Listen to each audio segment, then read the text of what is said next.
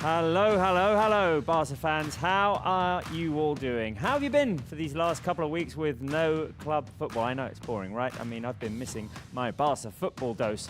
But we are back. It is match day 14, and Barca are playing at a complicated stadium, the Balaidos Stadium against Celta Vigo, a team that's middle of the pack, mid-standings, but it's always a very complicated visit, and it comes on the back of that international break. We'll see how we do. Let's go to Balaidos with Marc Brau. Marc, take us through Barca's lineup. Hi Robert, how is it going?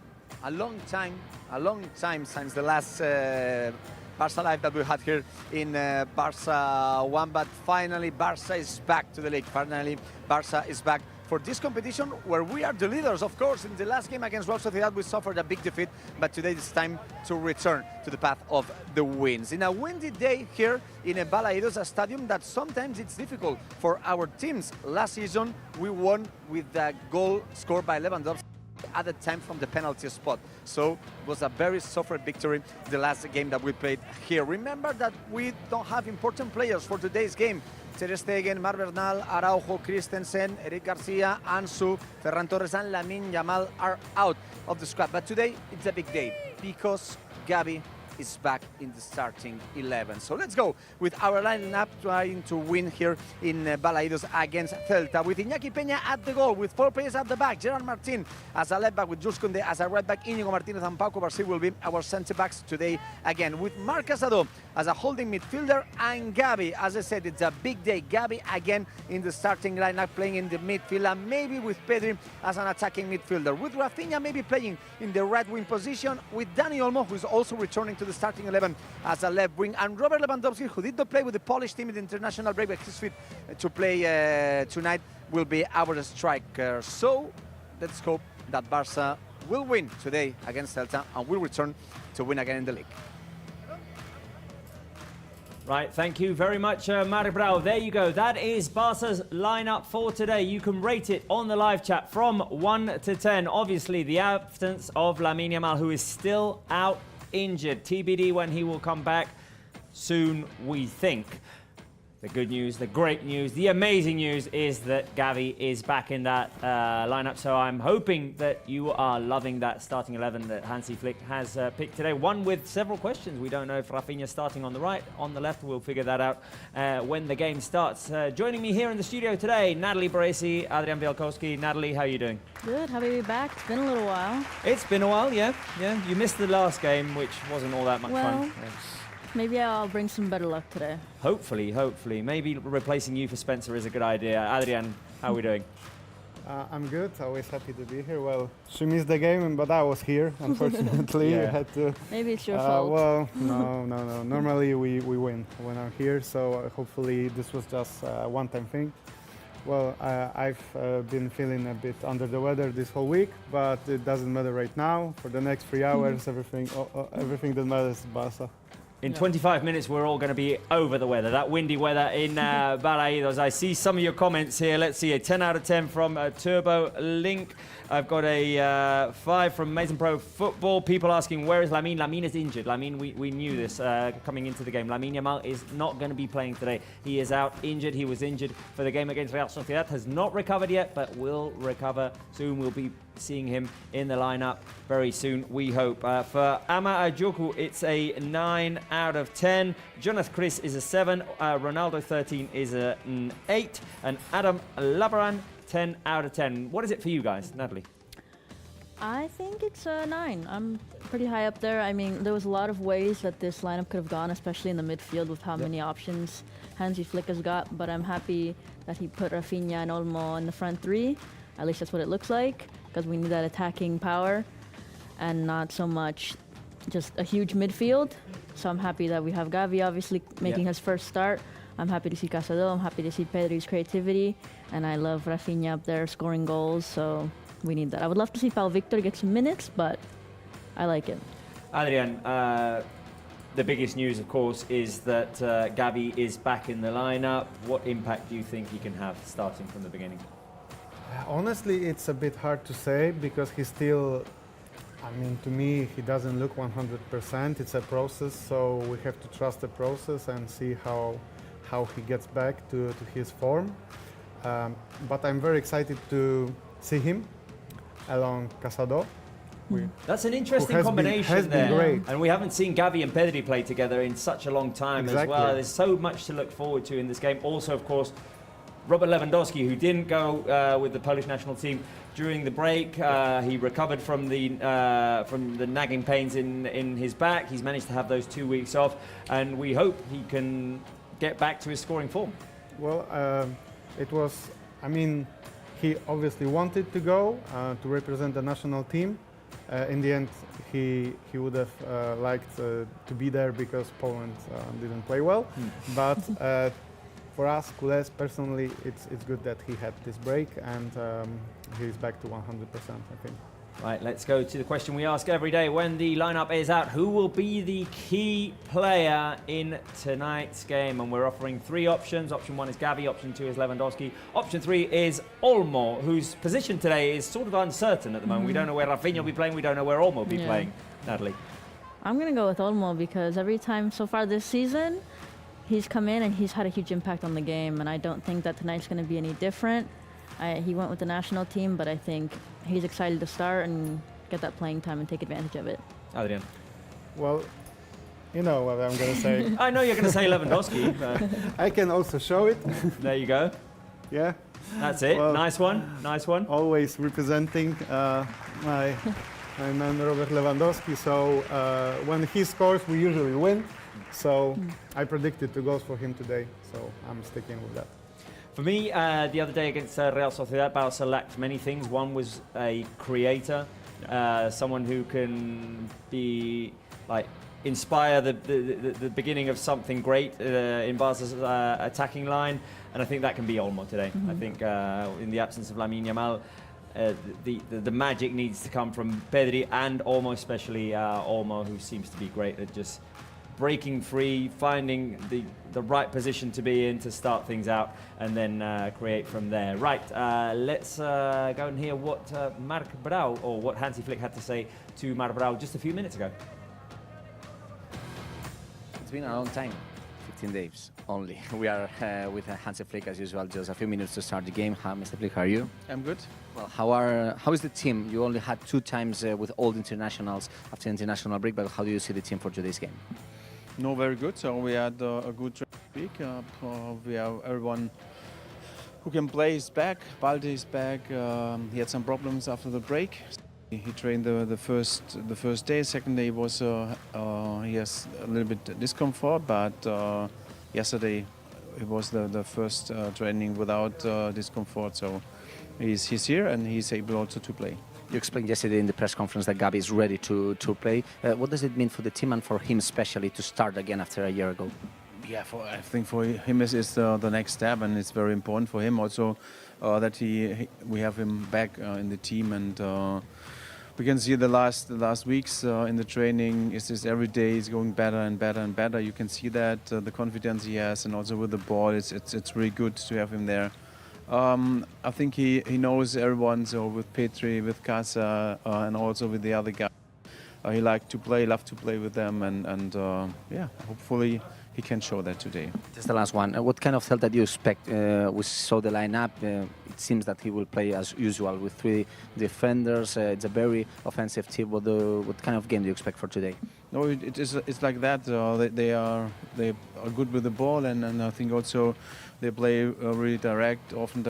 And yeah, we have to take care also about the second balls, and but we focus on our match, so on our game, on how we want to play, and this is for me crucial today, that we have the chance with the ball, and also to create chances. Good luck. You're welcome. Thanks. The words of our coach commenting the style of playing of the team that we will face today. Celta Vigo, and commenting that Gavi is back in the starting lineup. There you go, the words of Hansi Flick, and I like the idea. We need to focus on what we do, on our game, and not worry about what Celta might bring to the table. Celta de Vigo, a team that are mid-table, and they've had some good results this season. They seem to be ever-changing on the bench, new players in, and they've got some former players in their lineup today. Let's take a look at that lineup for Celta de Vigo, which I have right here, by the way. Guaita is in goal for them. It's a defensive line of 3 with 2 wing-backs with Mingueza and Hugo Alvarez, Javi Rodriguez Starfelt and Marcos Alonso, the former Barca player, also in the defensive line. Ilaix Moriba is in midfield next to Fran Beltran, and up front Bamba, Iago Aspas and Dovicas. Are we bewaring Iago Aspas, one of the players who's always inspired against Barca? Yeah. He has his best record against Barca. He is always, I don't know what happens to him when he plays against Barca, especially at home. He gets very inspired, becomes the Balón de Oro player. And this season, especially with Mingueza's form, we have to be very careful. But Barca's defense is also very different this season. So I'm hoping that we can use that offside trap a few times and stop Iago from having a good day. This is another team that likes to play direct, another team that likes to have the ball. Some similarities with what we faced 2 weeks ago at the Reale Arena. And the most worrying thing, Adrian, always coming off of the international break, is that getting started again. Exactly what you said. So every game after this 2 weeks break seems to be a little bit out of rhythm normally. Also, I'm afraid of Iago Aspas, I have to be. Yeah. I would love him to be as good of a player against Real Madrid as he is against Barca, because he's not changing that much against Real Madrid, but here we are. Also, Oscar Mingueza has been lately looking like the new Dani Alves on the right back. Yeah. He's been phenomenal. So I think there are two of Celta's best players. Definitely, Minguez has had a monster season so far for Celta Vigo, and we're glad here from Barca, of course, that things are going well for the former Masia player. Right, I have a round of Guess the Player for Natalie and Adrian, so let's go for it. The first one is going to be for you, Natalie. Photos from yesterday's training session. Let's get the first one on our screens. Who might that be, Natalie? Oof, that could be... That could be anyone, yes. Yeah. I feel like it's one of the younger guys. Well, the whole team is young. But I'm gonna go maybe Dani Olmo or Gavi. Which one of the two? So I'll go Gavi. You're going to go Gavi. Okay, let's see. Alexandra is going Gavi. Igiebor is going Gavi. Barbara is going Gavi. Mr. Freddy is going, I want to see Szczesny. Well, he's on the bench. Who else? Jocelyn is going Kubarsi. Alquita is going Pedri. Barbara going Gavi again. Lots of Gavis. Let's find out who it is. Look, it might be Gorse. Who is it? Ah, he was my other option. Who was yours? It was like, the face seems more like Gavi. Dang. There you go. I feel like the sound effects are a bit like cruel. Yeah. Yeah, okay, you didn't have to repeat it, guys. Let's go for the next one. For Adrian, as the warm-up session is almost over. Adrian, who might that be? What was that? Yeah, the little quiff here. Who has that? I think it's because of the wind. It might have been windy that day. Oh, okay. I still don't know. Let's go with, I don't know, maybe Gavi. You're going no Gavi? idea, honestly. I was thinking Gavi because of his nose. Alia's going Gavi. Oh, maybe. Kai is going Gavi. Tupac's going Gavi. Maneli's going Gavi. Gurklos is going Gavi.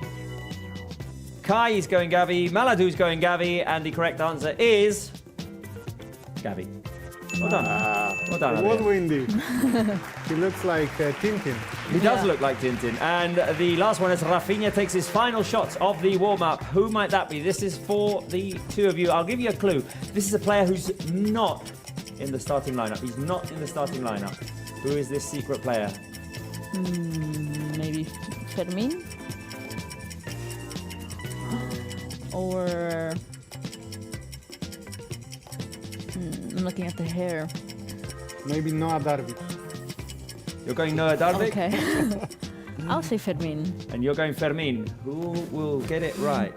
Not I've got Ansus, I've got De Jongs, I've got a Fermin by Albened, I've got Hector Ford by Barbara, I've got Pedri by Mohamed. Who else? Gurkulos, Arad, have got the correct answer, and so has. Yay! There you go. There you go. Right. A round of guess the player. Pablo Torre, Pau Victor taking the final shots of this warm-up. Let's go over Barca's lineup one more time before we go to Marc Brau. Oh, there he is. No, we can't go over Barca's lineup. Barca's lineup right underneath me. Marc Brau right next to me. There you go. Brau. How are you? How are you? Well, you can remember our lineup if you want, Robert. We can't we hear have, Matt I think, enough time studio. just for the kickoff. You don't hear me? I hear you. You don't hear me, guys? Hello, hello. How are you? How are you? You don't hear me? Yeah. Okay. Yeah. I'm talking. Do you listen Now we to me, can. guys? Now we can. There we go. Everything is fine? Yeah. Now we can. Okay. Okay. So, okay. International break for every one of us. So don't worry. Don't worry. So Things happen. How are you? I said, Robert, that if you want, you can go with the lineup if you want, because you have enough time. And I think that in a few minutes here we'll start an incredible show. So if you want to go with the lineup, go on, Robert. You are the main presenter of the show. So come on. Right underneath me, Iñaki Peña in goal, Koundé Koubarsi, Íñigo and Gerard Martin at the back. Gavi starting next to Marc Casador, Raphinha, Pedri Olmo, the attacking midfielders. Lewandowski up front. Marc, for you, from 1 to 10, what is the rating for this lineup? For me, if we can't or we cannot count with the players who are out due to injury, for me it's a 10. For me it's a 10. It's the best players that we have, and they are very fit for today's game. Of course, we all of us maybe want Lamine Yamal to play, and other players who are injured, of course, Marc and Ter Stegen.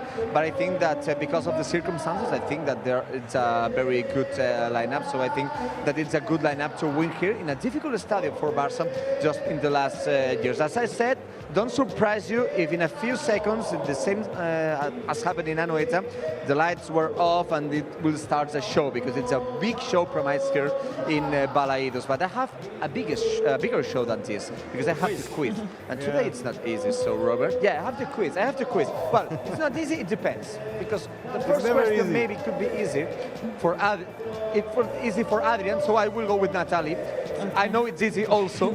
But the first question related with tonight's game here against Celta, it's about the last game that we played here. So I want to know, who was the last Barça player to score in Balaidos? It was Pedri, was Lewandowski, or Koundé? Remember that you can put your Barça Live fans, you can put your answers in our chat. So Natalie, do you remember who was? Actually, I think he's giving you a clue by picking you over Adrian. I think it's Pedri Lewandowski, but because he said that, is it Lewandowski?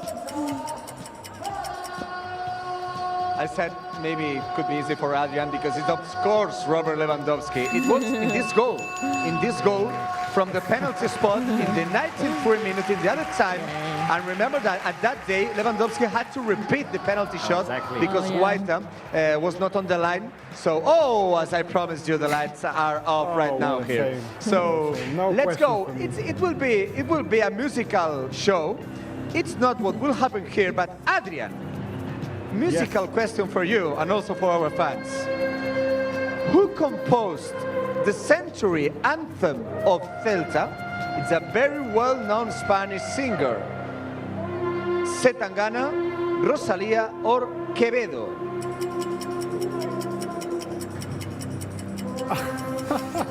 I know Quevedo is a rapper, right?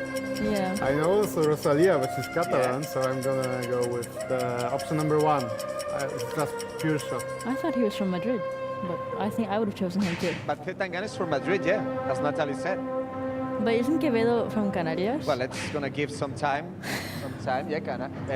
Fire behind me. So it's a great show. It's who is Zetangana. It's Zetangana. Yeah. It's good, but we have to say that Zetangana is from Madrid, but he's also a Celta fan. And a year ago was the century of Celta, and he composed the song, and also he sings. Well, I will start the quiz because this is the instrument who's making music right now, and I read that is one of the artists who, with this kind of instrument that I don't really know what is, he played this instrument in Gladiator 2 film. Oh, wow. So it's interesting. Is the third question But of the I quiz have to about say that Gladiator 2? I don't really know.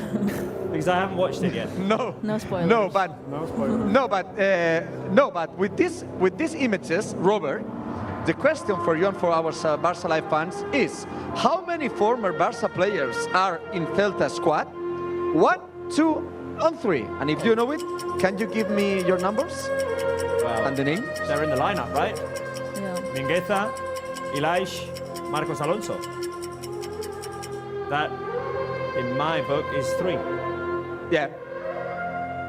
Yeah, it's 3. Yeah. It's 3. So I told Uri to come with me. I told Uri to come with me because I have to say that I don't know exactly what this instrument could be. It's so a fish it's on the end of a something strange. stick. It's like Yeah. a snake, It's cool. a fish or a Really snake cool. or something strange. But I have to say that this is a kind of music played from the as a Celtan legend. So the Celtics are also one of the first tribes who was there very long time ago. And also it's not the name of the team. It's because it was a long time ago the people who were in this yeah. You want to go? You want to see again the instrument, Robert? So. Okay, you got in the international fee. Okay, Uri, you can come with me. So, yeah, I have 4 minutes. I have to say that I don't know if it's the most motivating sound just to start the game. So it's like very calm, this kind of instrument. So let's go with my secret numbers just to finish the warm-up show. Not easy for today. So I will give you the numbers. Just remember for Barcelona fans what those numbers could be. I will give you 3 numbers and you have to guess what those numbers could be for tonight's game. The first one is number 3. The second one is 370. And the last one is 4. So Barcelona fans, put in the chat what those numbers could be. And Adrian, Natalie, Robert, what do you think? These I know numbers? one of them. I think I know the second one, 370. If I was to shoot, and I know a bit how Mark always thinks of his questions and he creates these questions. And I think this is the number of days since Gavi was last a starter. In I was going to go with that as well. I think I know that. Okay, Yeah. so I stole yours. I'm Yeah, sorry, no. I stole it. And Also, I have no idea about the others, so that's why I had to steal it. 3 or 4 is the number of goals that Lewandowski has scored against Celta, but he scored 4 last season, 2 at the Olympic Stadium in Montjuic and 2 in Balaidos, so that has to be the 4. Yeah. And I don't know what the 3 is. 3 could be anything. The 3 former Barca players. Oh, 3 The former best. Barca players. Yeah? No, but it's good. I think it's the best day with my secret numbers. It's the first day that you know 2 or 3. Yeah, because 370 is the number since last Gavi started the game. 4 is the number of Lewandowski goals scored against Celta was in the last time. And I have to say that the first one, it's easy if you listen to me in the first connection. It's the number of wins that Barca achieved here in Balaidos in the last 10 years, just to show how difficult it is for Barca to win here. We won that last game with the Lewandowski goals from the penalty spot, but in the last 10 years, only 3 victories. Do you remember these victories, guys? Robert? One was the last one, 1-0 but with maybe- Mathieu scoring in 2015 to help us win the It's league. good. Last season, It's good. I also remember the 3-all. When we were up 3-0, Ansu gets injured and then Celta score 3 goals in the second half. I remember that. But I can't remember the other win, I have to say. But it was a draw. It was a draw, yeah. It was no. a draw. The other win was in 2021-2021 season, second round of the league. Barca won here 3-0, and it's only the second victory in the last 10 years. I remember we have that, to yeah. put Under the Ronald other Koeman, one. right? I have to say goodbye. I have to say goodbye because the with Ronald Bye. Koeman. I have to say goodbye. Well done. I'm very proud of you guys. Guess the 2 score. or 3, my secret numbers. I'm very proud. I'm very proud. Guess the Thank score, you. Mark. A lot And of Barca goals games. today. 2-3 for Barca. 2-3 for Barca. 2-3 for Barca. Barca games. Do you know what Barca games are? We explained in the last warm-ups. You don't know? Let's gonna know what are Barca games.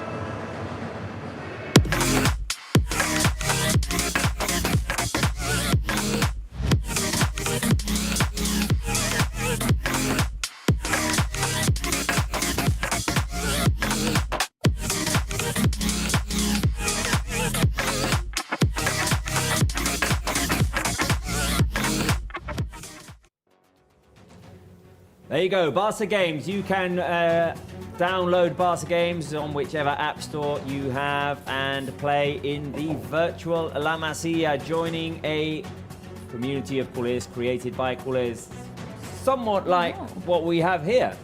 A community of culés who come and join us for Barca games and play games like Guess the Score, which is what we're going to do right now. Mark Brau said 3-2. Natalie Baresi, you're going with? 1-3. Oh, same with me. Exactly. I think we usually concede against Celta Vigo. Hopefully not today, but if we do, hopefully it's just one. And I'm feeling pretty confident with Lewandowski and Dani Olmo up there that we'll be able to score a few goals. Feels like we're all factoring Iago Aspas into our predictions. Yes. I think we all do. The Iago Aspas tax is in play normally when we go to Balaidos. Hopefully not this time, but as I see it, everybody thinks more or less the same, that we will concede a goal. But normally we also score goals at Balaidos, which is very important. I think for the last 10 games, Celta in each game scored against at least once. So I'm going less optimistic than usual, and it's gonna be 2-1. Okay, on our live chat, keep your predictions coming. Alia is going 3-0. Alia does think that we're going to keep a clean sheet. You know what's going to happen today. We're going to keep a clean sheet, and none of us are going to get a clean sheet. Right. Sebastian Mesa going 4-1 Barca. Noah going 3-2. We have Rand Blackstar going 4-1 as well.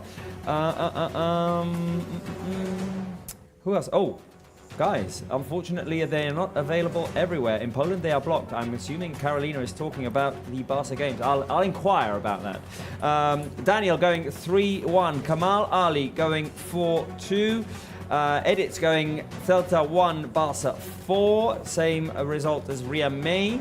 And let me do one. Roland Ayush going with an optimistic 5-0. Wow. 5-0. I mean, we should feel optimistic about our Hansi Flick-led team. Let us not be... It would be nice to break the curse of Balaidos. Break the curse of Balaidos, which might have been broken last season, we don't know. Yeah. And let's not feel less confident just because of that one game at the Reale Arena. Yeah. We were doing fine up until then. Yes, we would be, I think, more optimistic if it wasn't for the national break and the fact that Lamine Yamal is not there. True. Right? True. So you know, though, that's why. that after the last international break, we beat Sevilla 5-1, which was at home, but still, I mean, and we then came out rolling. beat Bayern Munich and Real Madrid. Yeah. So It was all dandy after the last international break. Let's hope that this time it is going to be just as dandy. Right, the players are on the pitch. I've got 1 minute, 15 seconds. I'm going to go over Barca's lineup. Iñaki Peña in goal, Koundé, Cubarsí, Íñigo, Gerard Martin at the back, Cazadón, Gavi in midfield. We have Raphinha on the right, Olmo on the left, presumably. Pedri is the attacking midfielder, Lewandowski up front. How much do you like that lineup? 1 to 10, you can rate it. In the meantime, let's go and see from one of Barca's official sponsors. Oh no.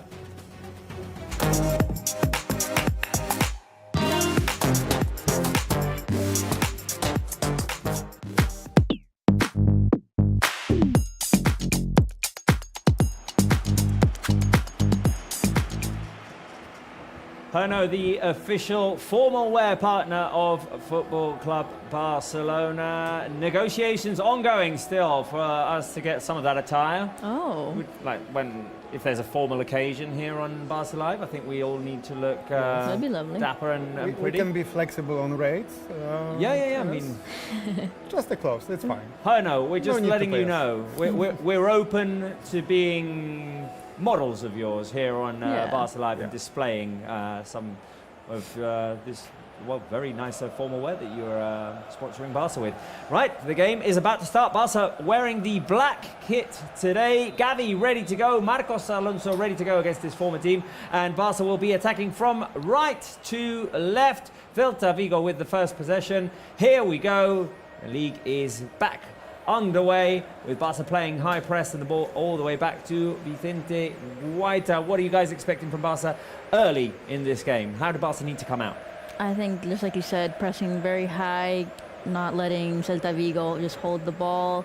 Barça will want to try to score early, because otherwise, if they let Celta Vigo catch the ball in the break, they can be very dangerous, as they have been in the past. So they want to immediately start dominating, as they had in previous matches, and then try to maintain that possession and play their style. We've already seen Barca come out with this high press, making it difficult for Celta to play from behind, confirming that Raphinha is playing on the right-hand side. Barca recover the ball, but not for long.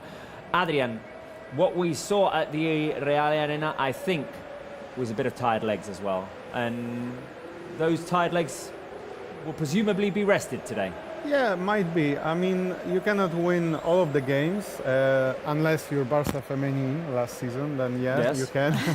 But normally, let's face it, it doesn't happen. So there has to be a little bit of up and down. And I think, well, the way they started with the high press, I can feel the energy coming from the TV to our studio right now. Mark, from what I'm seeing on the screen right now, it looks like more of a 4-3-3, right? With Raphinha on the right, Olmo on the left, and Pedri and Gavi playing, well, almost parallel.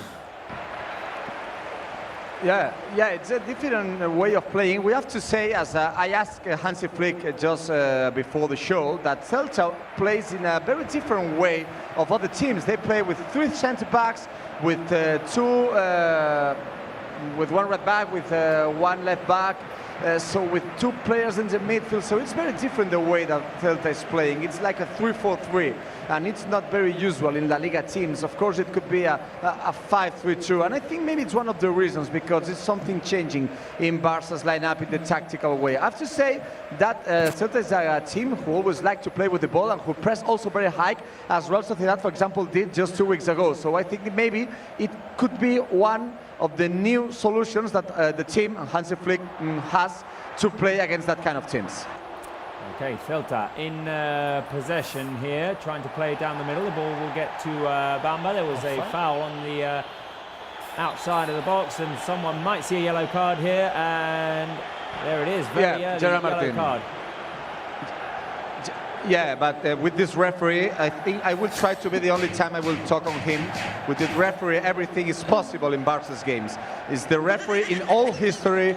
We have the worst average ever in victories when he's on the pitch. And I will try, I swear I will try. It will be the only comment I will do over this kind of guy, okay? So yellow card for Gerard Martin. Well, yellow card, and let's hope this is going to be the last comment about Sotogrado, because it's a very harsh yellow card, Yeah, very harsh yellow card. Because 3 initially, when minutes you're seeing the replay, he does go in with a high boot, but it comes all the way down, and there's very minimal contact. Careful here, and a chance for Celta de Vigo, and the rare miss by Iago Aspas. I'm not sure if he was on or not. I don't think he was on, but the assistant referee said it was correct. Well, it was right, the position. Yeah, it was correct. oh, it was correct position. So it would have been, a goal had it gone in. It would have been a legal goal had it gone in. And Celta have come out guns blazing. Careful, we've got another chance for Celta here. Cubarsí, high boot. Dobicas behind him, goes down, and it'll be a goal kick. Right. No, but Dobicas is fine, and I think it's good for the referee that Dobicas did not complain, because other kind of player maybe can protest, can say something to put the people on the referee, and I think it's good reaction of Dobicas. Okay, right. Shall we do... Oh, we haven't asked the Barca official intelligence for its prediction yet, so I think we better do that before anything changes in this game, although Bamba is just dispossessed. This game is intense already. It's very intense, yes. No time. No time for distractions. Here we go. Right, let's see. As Iñaki Peña is under pressure. I'm going to keep an eye on the TV, so I'm walking as I'm watching here, but I do want to ask the Barca official intelligence for its prediction. It got 2 right, but then the following 2 didn't really get it right. So, artificial intelligence in the absence of Spencer here today. What is your prediction for today's game? Hey, how y'all been? It's been cold here in this studio. You've left me here for 2 weeks without any football games. But hey, you want to know my prediction? Okay, let's go. Barca official intelligence thinking this over. It's going to be Barca 3, guaranteed.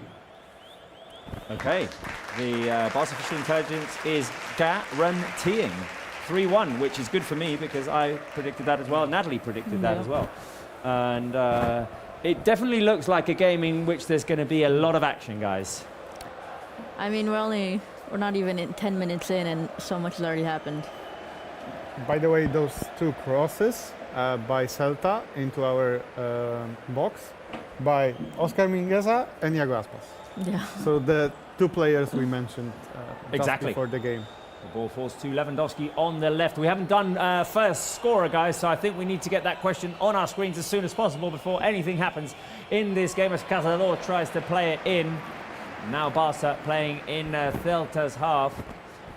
Let's see, who are we thinking the first scorer of this game might be? I'm guessing, Adrian, you're going with Lewandowski. Well, right? I said Lewandowski will score 2 goals and the result will be 2-1. So I cannot really yeah, there's not a any lot other of... option. Sorry. No, I have to go with Levy. Yeah, me too. You're going Lewandowski as well? Yeah. He has a What did pretty I good rec. predict? You said I said Lewandowski 3-1. or I Olmo? said, it's Olmo. Yeah, it's going to be Olmo time first, and then Lewandowski will score, and then Gavi will score. Oh, okay. Gavi score a goal. I'd like that. Yeah. He tends to score beautiful goals. And he tends to have passionate celebrations. Yeah. As well. All right, let's see. We've already gathered in 7 minutes that this is not going to be a comfortable game for Barca Yeah. by any means. No. Here's Bamba. Celta's definitely keeping us on our toes. Hopefully that will tire them out. Well, hoping now. Gavi coming in, and Gavi is fouled on the edge of Barca's box. Good Vamos. recovery by Gavi. Back in the starting lineup. Pablo Bulls, our editor. I think we have a question about Gavi, so I mean, it seems appropriate right now since we're talking of him.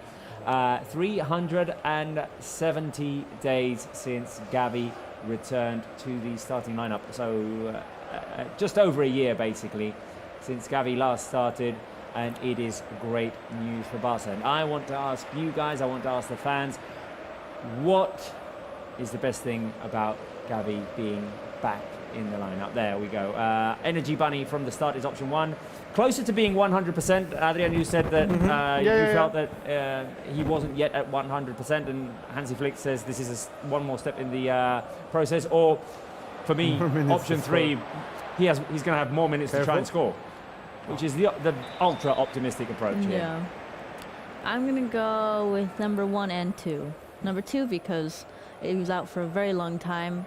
And like you said, it's a process to get back to 100%. And this is another big step in that recovery. But also, it's Gavi. He's an intense guy. He plays intensely. He's very passionate about this team and this sport. So having him and Cazador from the beginning is a huge energy boost. Adrian? I'm gonna go with 1, Energy Bunny from the start. Because we really need this energy today at Balaidos. You can exactly what we've seen right now. You from can the start of already the thing. tell Barca started with a very high, extremely high, intensive pressing, but Celta said, okay, we can also play that game, and we're gonna press on your penalty box nearly. So we'll need Gavi to be our most aggressive defender next to Marc Casado. I'm curious to see how those two work together because they're similar profiles of players, like always going in like head first, not thinking of the consequences. Giving us heart attacks. Yeah, running around the whole game, being everywhere. Here's a cross by Gavi straight into no man's land, and Guaita will pick it up. I want to see what our fans are saying. But also, about Gavi let's here. not forget that both of these players are very creative. If you've watched the Spanish national team games, beautiful assist by Marc Casado, and he was overall very good. Yeah, I think So- people kind of don't realize how creative, especially Casado, can be. Like, you kind of just see him as a guy who can help defend and is all over the place, but he has incredible vision and has been really impressive with his assist this season. I think it goes the same way with Gavi to some extent. He's a very technical passer, great creativity, but for some people he's only running around, Yeah. committing fouls. jumping. So, Yeah. There was a comment here which I wanted to highlight as well, which I just saw. Bramin saying it also means more squad depth, which is great news for Hansi Flick.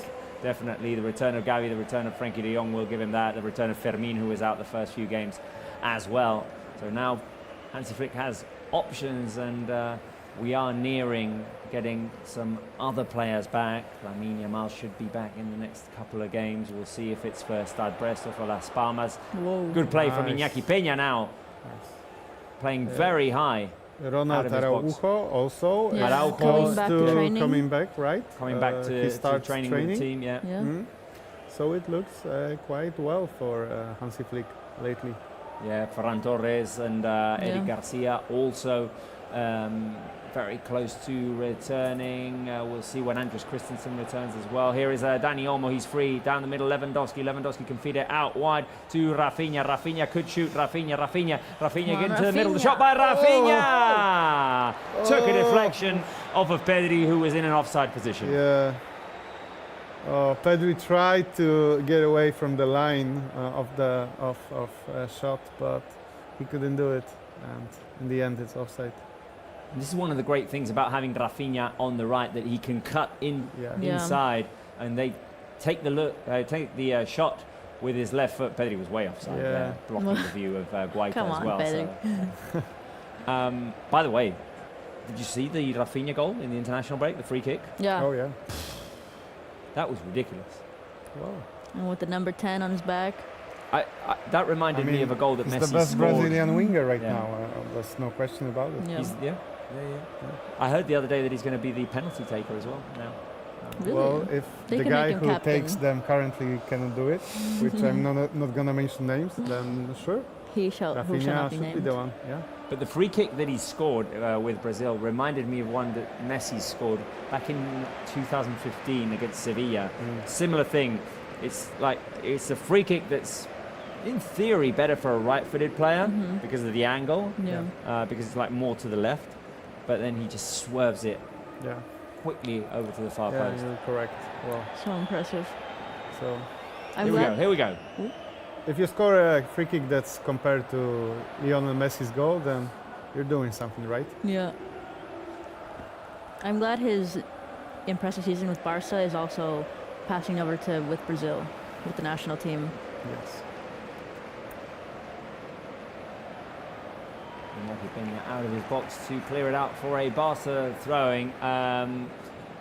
From what I understand, we're having some issues with Marc Brau's connection, but it is very amusing to think that he just jumped into the show to complain about the referee and left. Yes. Well, typical Mark. Well, let's hope that we'll get back the connection with Mark So that he can complain soon. more about the referee. Yeah. Well, Let's hope that we don't have to mention Sotogrado all that much. Gerard Martin playing with a yellow card. He saw very early in the game. Now a long ball, careful, it's forward to Raphinha. Here we go, go Rafa, go Rafa. Inside the box, he cuts inside, Raphinha! Vamos! He's on fire! He's on fire!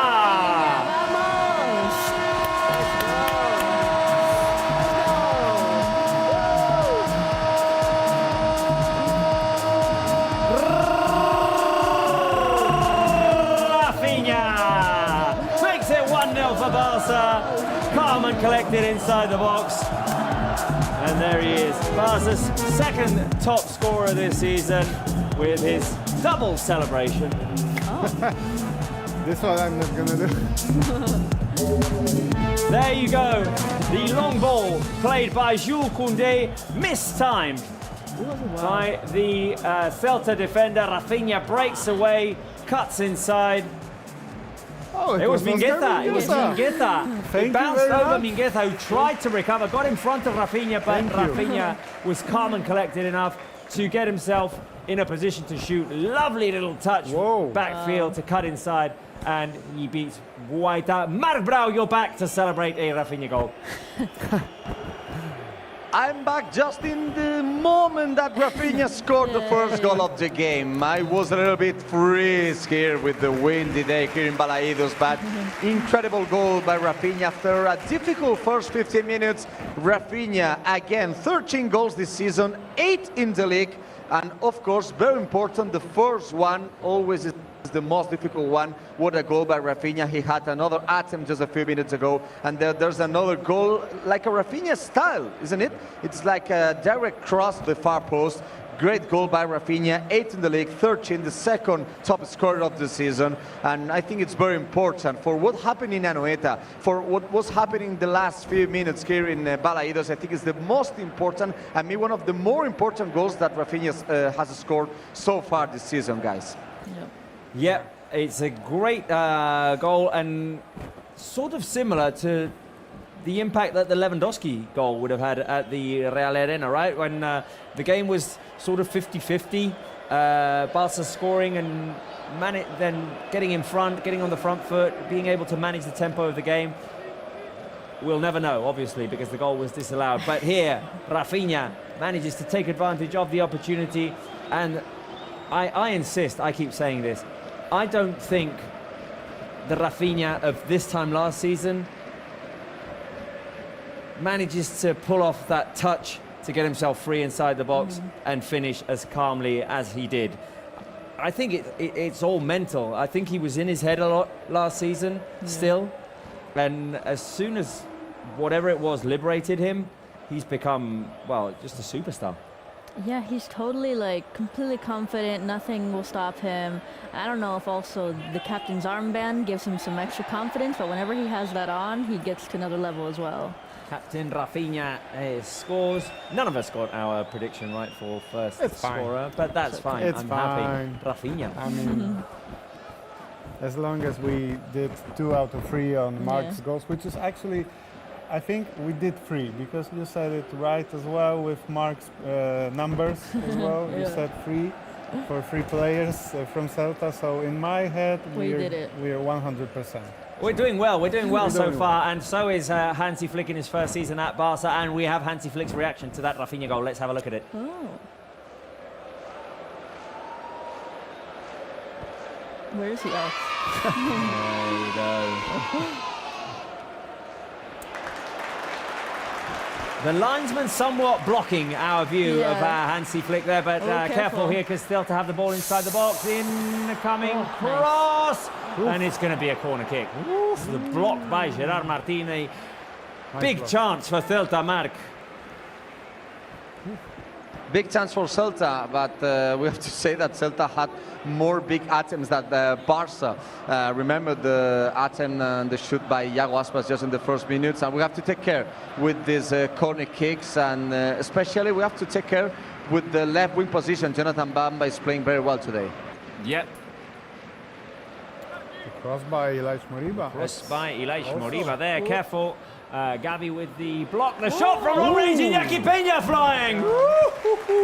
And that was a shot Airlines. by Ilaish Iñaki Peña Airlines. Iñaki Peña Airlines taking off. Fill the live chat with airplanes for Iñaki Peña. Woof. Wow. That is a big save. It didn't look like it was going to go down, but then it just... Like a tomahawk No. kind of shot. Incoming Great cross save. by Marcos Alonso, punched away by Iñaki Peña. He's been making some Now Barca fantastic clear saves. through Dani Olmo. In the last game as well, even though we lost, but it could have been There he worse. heads it forward. Gavi brings it down. There's Gavi. There we go. There we go. I like it. Airplanes on the live chat for Iñaki Peña to celebrate that Iñaki Peña save. Airplanes. This is a small airplane. We have a small Tight in plane. space It was Cannot do quickly it. dipping down Cannot that spread shot. my Yeah. wings, you know. If he hadn't have reacted quickly, it might have gone in. Cameron Richardson saying, "Show us the game." We can't. We can't. We can't. We've been doing this Sorry. for 7 years. We don't have the rights. Get with the program.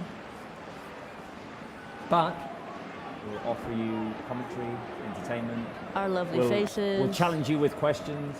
Yeah, our lovely faces.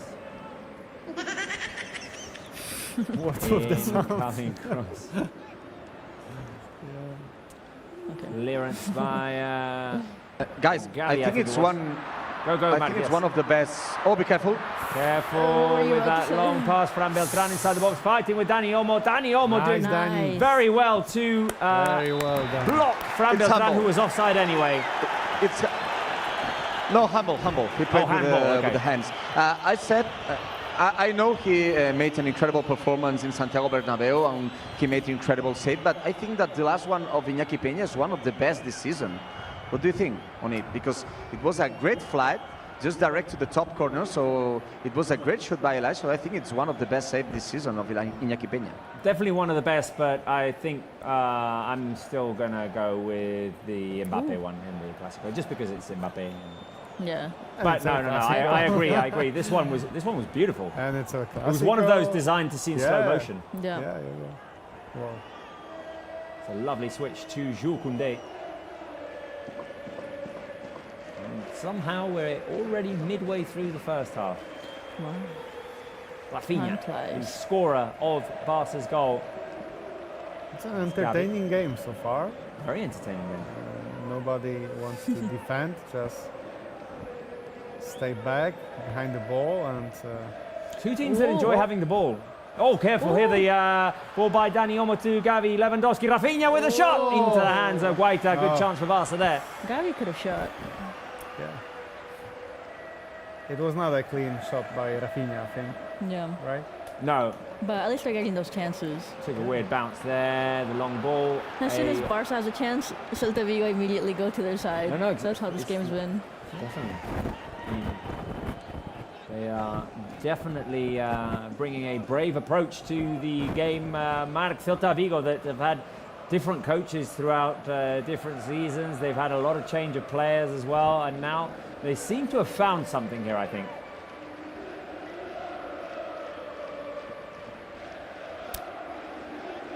Is Marc there? Well, Do you The say last something, time- guys? Sorry. Sorry. I was just trying to solving technical problems with my friend Pau. Everything is fine, Pau? Everything's fine. Okay. So could you repeat, please? No, I've said that. Careful here, long ball for Dovicas. They run inside by Bamba, and he gets to the ball first. Ahead of Íñigo Martínez, and his shot goes over the crossbar, and Celta Vigo very direct. I was saying, Mark, that there's been a lot of change at Celta Vigo over the last few years, a lot of coaches, a lot of players coming in and out, and now they seem to have found a team that is performing well. They seem to have found something. Yeah, I talked with one Celta Vigo members of the squad, one of the press officers who is a friend of mine from a long time. So I will explain the Javi. story because it could be a good option for Barca. Nope. Well, Íñigo Martínez out wide to Raphinha. Raphinha now has space to run. Here we go. Raphinha. Dani Olmo wants it on the other side. Raphinha inside to Lewandowski, who brings it out of the box. Back to Cazador. Gavi. You can find a free Olmo. Olmo on the edge of the box, guarded by two. Now incoming cross, punched away by Guaita. And Barca will start again. Cubarsí to Koundé. Yeah, very Possession for quickly. Barca, yeah, Robert, go for it. what I wanted to explain before is just that member of the press office of the Celta Vigo team told me that remember what happened 2 seasons ago, the last game of 22-23 season. Celta Vigo need to win that game just to stay in the first be division. in La Liga. Oh, yeah, Cross by Let's go Koundé. with The the shot Satan. by Cazador Oh over my the crossbar. Cazador. Not Yeah, too bad. to remain in the league. So how many things changed in Celta Vigo just to come from that game and today? And especially it's very important the coach Claudio Giraldez, because last season with Rafa Benitez on the bench it was a very difficult season for Celta. But I have to say that we suffered a lot to win, not only in Balaidos. Remember what happened in Montjuic? Yes, Barca 3-2. had to make a comeback from 2-0 to 3-2. Yeah, in 10 minutes. Was it a day that Cancelo scored? Yeah, I think Yeah. so. Yeah. Careful here, Yago Aspas Ooh. has played it out wide. Incoming cross is going to be too long. Nowhere. The wind took it. So the plan by Celta is very simple. Just get Recover it to and go. the right back or the left back, Yeah. get them running as fast as they can, and cross the ball into Yeah. the box. Very easy, but so far it works, unfortunately, and we have no answer to that. So trying to play from behind. What have you made the game so far? Very exciting, nerve-wracking, and calm. I'm quite calm. Very exciting, but I'm calm. One of those that I think for the neutral fans is great because you've got two teams who want to have the ball, who want to attack with the ball, who are not speculating, not playing conservative, they're just going. And I think the neutral fan likes that. Well, listen, I tried to watch Getafe against Valladolid. You tried. I tried. I really gave it my best shot. It's challenging even if you have fantasy league interests in it. Yeah. It's just like, I'll find out later. So I'll check the this is the scores. complete opposite Yeah. of that game yesterday. Yeah, it's just non-stop attacking, lots of intensity. There's still, maybe Celta Vigo's, like you said, getting those direct opportunities. Like, it's still getting very close to goals. We saw that Iñaki Peña fantastic save. It's just like, there's lots of stuff happening, and we are still only in the first half. Marek, how are you feeling about this game coming after the international break? Well, I think that the most important of the game it was the score, the goal scored by Raphinha. Touch by Gerard Martin. Too long. Sorry, Marek. It's a pity. What I said is just I said just in the first minutes of the game that Celta Vigo played in a very similar way than Real Sociedad, Yes. with three centre backs, but they pressed very high, and it could be a similar game, and it's so important for Barça to score the goal. Unfortunately, today the VAR did not say nothing about the goal of Raphinha, but we are suffering, and Barça needs more control in the game. We need more control just to come to our field. Oh, be careful. Careful here, Iago Aspas in space. Iago Aspas chased from behind by Gerard Martin. Nice. And I think it's a clean shoulder on shoulder by Gerard Martin. Yeah, Well done. the referee said that everything's fine. It's a risky challenge. No. The referee is saying with the finger, saying no, and crossing the arms. And for sure, if Soto Grado is saying it's not a penalty, believe me that it's not a penalty. Adrian, Well, do you agree me? Mark Do you is not agree me, wrong. Adrian? This is historic. No. Mark saying something positive about Yeah, no, Soto historical. We're careful here because Barca could counter this with a goal. The cross by What a Raphinha. nice cross. Goal kick. I have a controversial take. You think it's a foul? It's a penalty. I think that this shoulder-on-shoulder business, Gerard Martin had no way of getting to the ball there. Well, he was a little bit behind. He was a little bit behind Aspas, and for me, he takes Aspas down. It might. But no, look. I think that's a penalty, but It's too late yeah, now. it's great that it isn't. And if you read the rule book, shoulder on shoulder is a challenge that defenders can, or well, any player can use, and it's not a foul. So if you're going by the rule book, that is not a penalty. For me, But Robert, if it's a penalty, how many penalties, for example, Carvajal is making no, in the last no, 10 years? I know. His What I'm saying, trademark. I'm talking about the concept of it. Trademark play by Dani Carvajal, yes. I'm just saying, it's one thing when two players are running next to each other and it's a shoulder on shoulder and it's like a 50-50 situation. I don't think that was a 50-50 situation. Well, it was maybe 60-40. But anyway, Well, we're still winning. we're so- still winning. It wasn't a penalty. Hey, I'm happy about it. Don't worry. But Because also, it was Gerard Martin, right? Yes. it would have been red. Yeah, exactly. It would have been red. Barca would have been 10. I have to say, Robert, I understand you. I was joking, of course, when I'm talking about Carvajal's action. So I'm very close from the action. I don't and think just you were. a few and I meters in agree. front of the action. No, He doesn't I'm wanna talking get seriously. cancelled on Twitter. I'm talking seriously. And I have to say that in direct, Iago Aspas was just falling down on just a few seconds ago. He was his Just body before, just ready to fall down. I think it's exactly what Sotorado saw. And I know for sure that the referees has the rule to not give penalties if they're not very, very clear. So that action, it was not only a penalty, it was also maybe a red card for Gerard Martin. Yeah, so yeah, it had to be Yeah. very clear to be a penalty. So for the first time maybe in his career, no, I said that I wouldn't say nothing about this. No, obviously, and someone else looked at it in the VAR room and said that it wasn't a penalty. So careful here, because still to have the ball once again. Here we Here's go to the Bamba middle. inside. Inigo Martinez comes across. Can Barca clear this away? Koundé. I'm just saying that, yeah, I've said it already. The concept of it I find a little bit strange. Well, to have level stress, I will give you an extra stat, but I will give you the question. So the assist to Raphinha's goal was by Koundé. Could you tell me how many assists Koundé has this season with this one? Ooh. Ooh. How many assists Koundé has this season? Okay, I'm just going to randomly guess 3. Oh, no, wait a minute. No, he had a hat-trick of assists. I was going to say against, like 5 or 6. 5 or 6, yes. I think so. 5 or 6. Right, let's go with 6. Let's go with 6. Mark? You said better for the first time. It's 5. 5 Oh. hat-trick of assists against Red Star. The first one was to Dani Olmo in Girona. Girona. Remember that goal? The first action of the second halves. A long ball, very similar to today's goal. Yeah. A long ball from the right back position direct to the right wing position.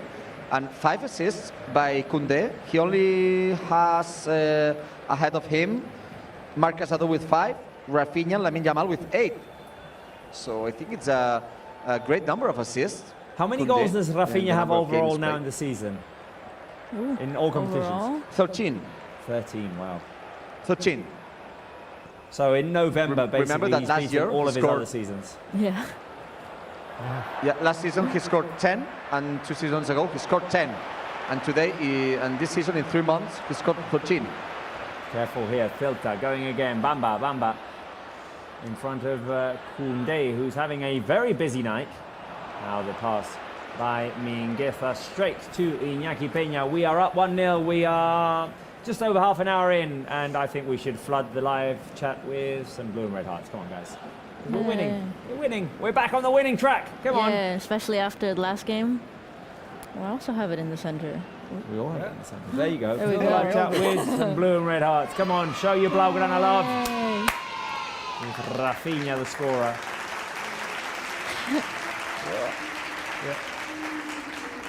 My hand is too small. I feel like this being such a direct game, Filter equalising or Barca scoring the second goal is just as likely to happen. It's Yes. like a 50-50 situation. I mean, that's why we all put in our scores that Celta Vigo would score. So, but hopefully we can keep it like this. Okay, so I have a question for you guys now, okay. including Mark. How many draws does Celta have this season Draws? in La Liga? Oh, I haven't looked I this wrote up. this down at 6. No. I know it.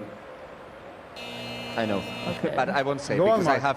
I have it right in my notes. So I wanna no, I have in my notes. So Is it more than it's a 6? trick. No, but you can answer then. It's fine. Yeah, because I don't know. Yeah. I have 2 Yeah. draws for Two. Celta this season. Plus 2. Oh. So nearly every game for But and I Celta have to say, is either or. There's no Yeah. in between.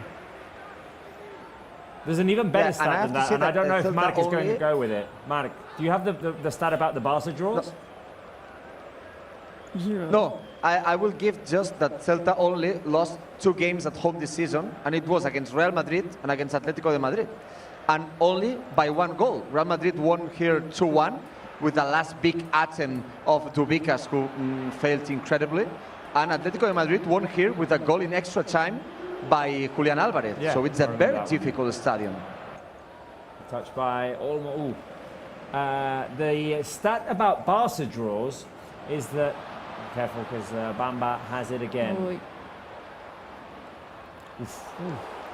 I'm trying to remember off the top of my head, but I think Barca have gone 24 consecutive league games, counting last season, of course, without a draw. And that is the longest run in the 21st century without a draw since 2003-2004. For any team or for Barcelona? For any Barca team. 24 games without a draw. That's Winning or crazy. losing. Yeah, it's crazy. The question is, And do you remember when what was the last game time that we was? drew? Remember which game? I remember. 24 You remember? games ago. Okay, so it was the second half of last season's league. Where did we draw? Oof. I mean, I will give a a key. safe bet is Getafe. It That's what I was the thinking. last game. No, it was the last game before Barca 1 was back, and Barca Live was back. Oh. The first game we did was Mallorca. We did a test that day. Yeah, okay, was not public, but we just make some proofs. But it was the game before the game against Mallorca. It was away. And it wasn't Getafe, right? It was away. No, I can't remember. Give me a clue, Mark. Who scored? Or was it a 0-0? Careful. Íñigo Martinez with the interception. Nice This game is interception by Nico. It's back and forth, back electrifying. and forth. Mark, give me a clue. Or have we not got Mark? I think we lost him. He's having some technical issues. I think it might be the wind. Yeah. Pablo Walls is confirming, yep, we lost him. First time we lost Mark, Barca scored. So, Oh, it's true. And he came back just to celebrate. yes. Maybe it's him who's Is going he just out and scoring the goals. conveniently like? Maybe he just doesn't feel like working today. Back from international break, he still wants to be on it's vacation. windy, he said, in Yeah. Vigo, right? Pablo Walls says he knows the draw. Do you guys want to know what the draw was? Yes. What was it, Pablo? We can't remember. Ah, it was 0-0. So the clue of who scored was, yeah, I remember that game. Ah, it was awful. Athletic 0, Barca 0. Oh. With Athletic just having won the Copa or just having to play the Copa, was it something like that? Because they played the some of their subs in the first half. I remember Yeah. that. Yeah. Wow. As 0-0. Oh. 0-0.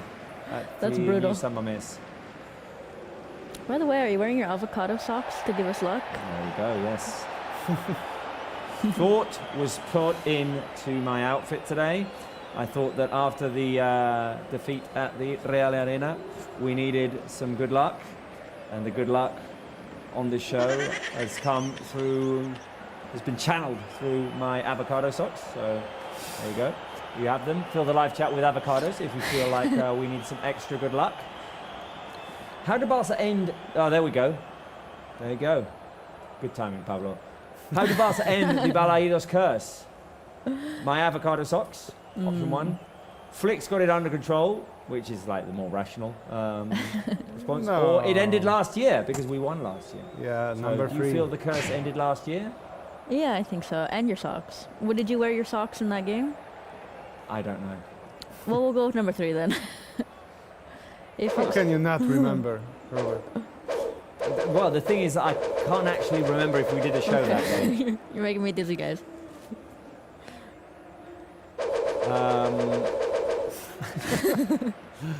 It's like you're waving goodbye. Well, I'm going to go with option Okay. one because I think like the power of the avocados has been proven time after time on this show. Ooh, and Celta giving Barca the easy out there with Cubarsí and Íñigo having to run back. Bamba trying to assist Dobicas. So we haven't lost when you've worn those socks? Oh, no. Oh, okay. Well, But we have more wins than defeats. okay. That's good. Hi, I've come back, says Nadia. Hi, Nadia. Welcome back. Where are you from? Let us know where you're from. Flags from your countries. I like it. I like it when the live chat fills up with... And avocados. Yeah. I appreciate the avocados. I like the avocados. I like the Barca hearts. Yep. Good Avocado emojis. is the goat, someone says. I'm back, guys. Oh, hello. Hi, Do you Mark. listen to me, guys? I'm back. Yeah, we can listen to you. We can hear you. Sorry, I just lost my connection just in the moment. I will give you the answer of the last draw. So We do already you- know, Mark. No, know? don't tell him. What is? It was the game against Athletic Club. We Okay, knew it the okay. whole time. Yeah, well done, guys, without me. We've already solved the mystery without you, yeah. Yeah. Raphinha through to Lewandowski, who is offside. He's No, offside. it's He's offside. offside. He's offside. Well. He's offside. He's put it into the back. Beautiful of the goal. net. What a nice goal. It was a beautiful goal. It was a beautiful goal, but he was offside. It's offside. Yeah. But- Clearly. There's no option to be a normal goal. No. He was just very, very clearly offside. Yeah. Right. Like I don't know if we're gonna get like the semi-automatic replay with the graphic, but he's gonna be very clearly ahead. Much clearer than the one. If the frame is against Real. stopped as the same way they did in San Sebastian, maybe we'll have options. No. This Maybe one the- is 10 or for 15 Do the seconds opposite. before. Oh. Okay. Okay. Love from South Africa, says Rossi. cool. Wow. What time is it in South Africa? What time is it in South Africa exactly? It's the I'm same, not very right? good with time differences. more or less the same. Like here. I think I know. I was in South Africa once. Okay. Okay. And what is the time difference? Is it like 3 I or 4 remember hours? that it's 1 more hour than we have in Barcelona. Only Okay. one? Oh.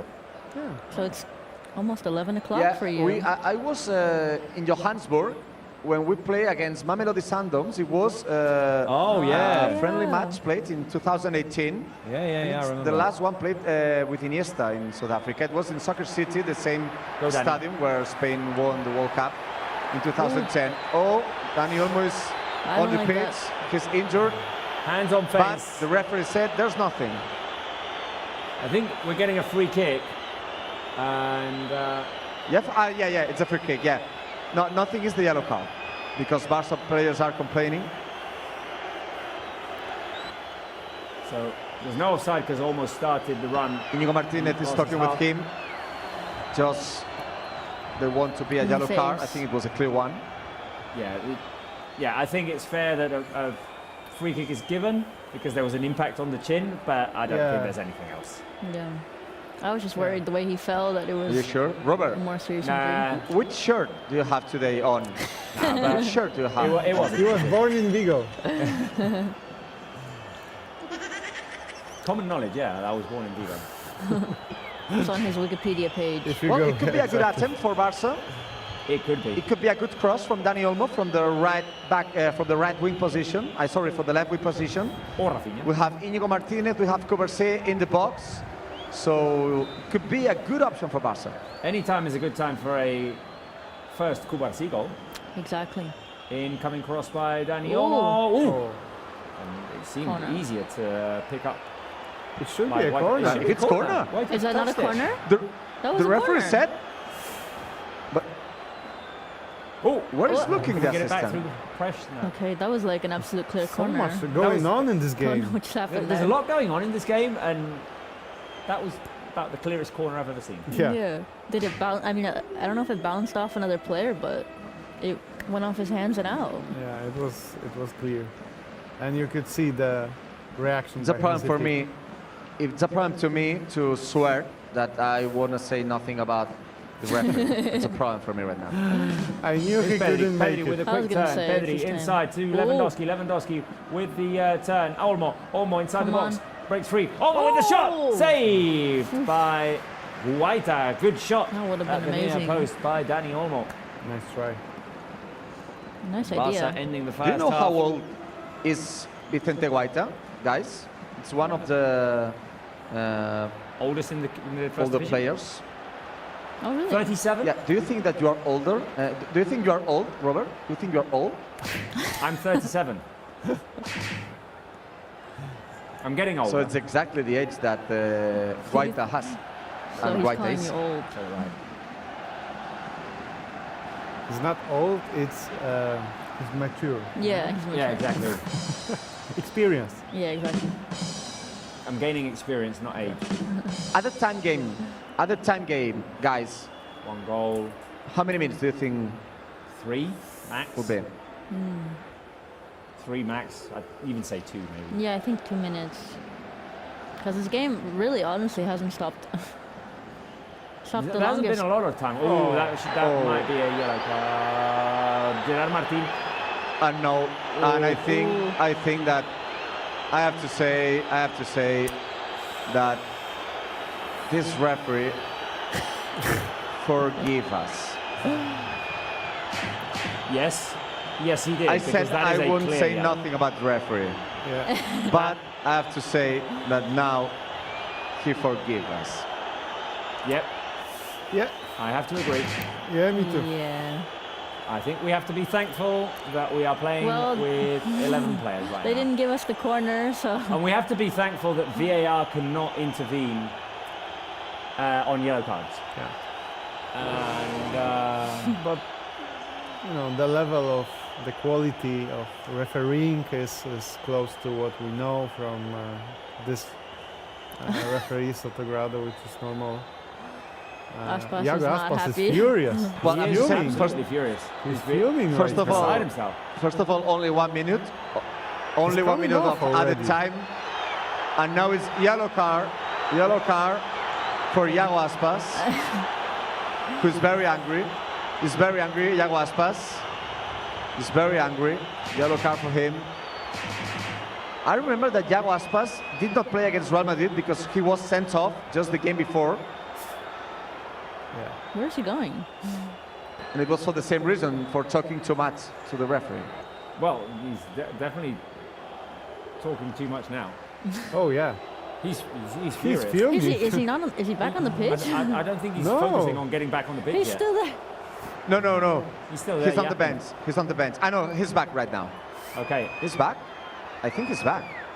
only 1 minute remaining. Oh, the high No, press no, there no. by Pedri. No. Iago Aspas was not out, but Iago Aspas right now is putting his arms up, just my telling God. the people to whistle very loud, the referee. Iago Aspas is talking with Gerard Martin. Sorry guys, but I think it's good. And it's a good image. I don't know if you're watching it. All, What is he talking to Gerard all Martin the about? teammates Don't of talk to Iago the Aspas referee. are going quickly just to catch Iago Aspas and to put inside the tunnel, just to not have more problems. So, well, Fuming. the What's first he half talking to is Gerard ended Martin right about? now. Go With the talk big to the referee. Go atmosphere. complain to the referee. Yeah, don't complain to him. Gerard He's Martin. like Yeah, a young player. It was a foul, yeah. It was a yellow foul, card, it was a yellow sure. card, But yeah. why do He's, you he's keep not on as experienced as you. Yeah. Let him. He made a mistake. Leave the kid alone, man. You're nearly 40. Right, anyway, it's half time. Mark, Yeah. we'll speak to you Yay. in a minute, and we are up 1-0. Guys, it's been non-stop. It's been non-stop. Right, give me your thumbs up or thumbs down if you have liked or disliked the first half. That's a thumbs up. We're up 1-0, and it's been an entertaining game. Natalie? Yeah, thumbs up. We're winning. We scored a goal. We haven't conceded, and it's been fun.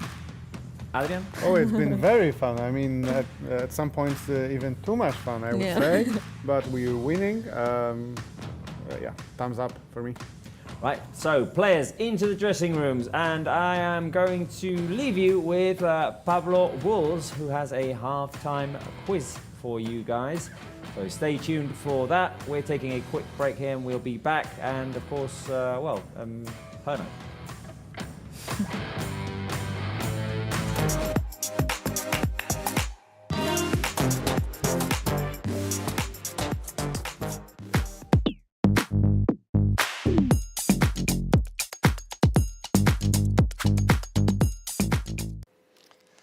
Hello everybody, and welcome back to another Barça Live half-time quiz and half-time segment. I hope you've all managed to get through the international break. I hope you're all enjoying Barça's return to football. And today we've got a quiz for you about something that took place over the international break, because whilst the men's team, the Barça first men's teams, all of their actions stopped, Barça Femení kept on going with a 4-0 win in the Women's Clásico over the weekend. And last Saturday, that was, as always, big hello to everyone watching on. Get yourselves ready, because we're back for some more half-time entertainment, some more half-time quizzes, and also, of course, showcasing some of the content we've got available on Barça 1 and, of course, FC Barcelona's YouTube channel. Today, we're going to be showing you some of the stuff available on the YouTube channel. As you can see here, I've got it behind me. Loads of content for you guys to get yourselves involved with. Top 11 from Raphinha.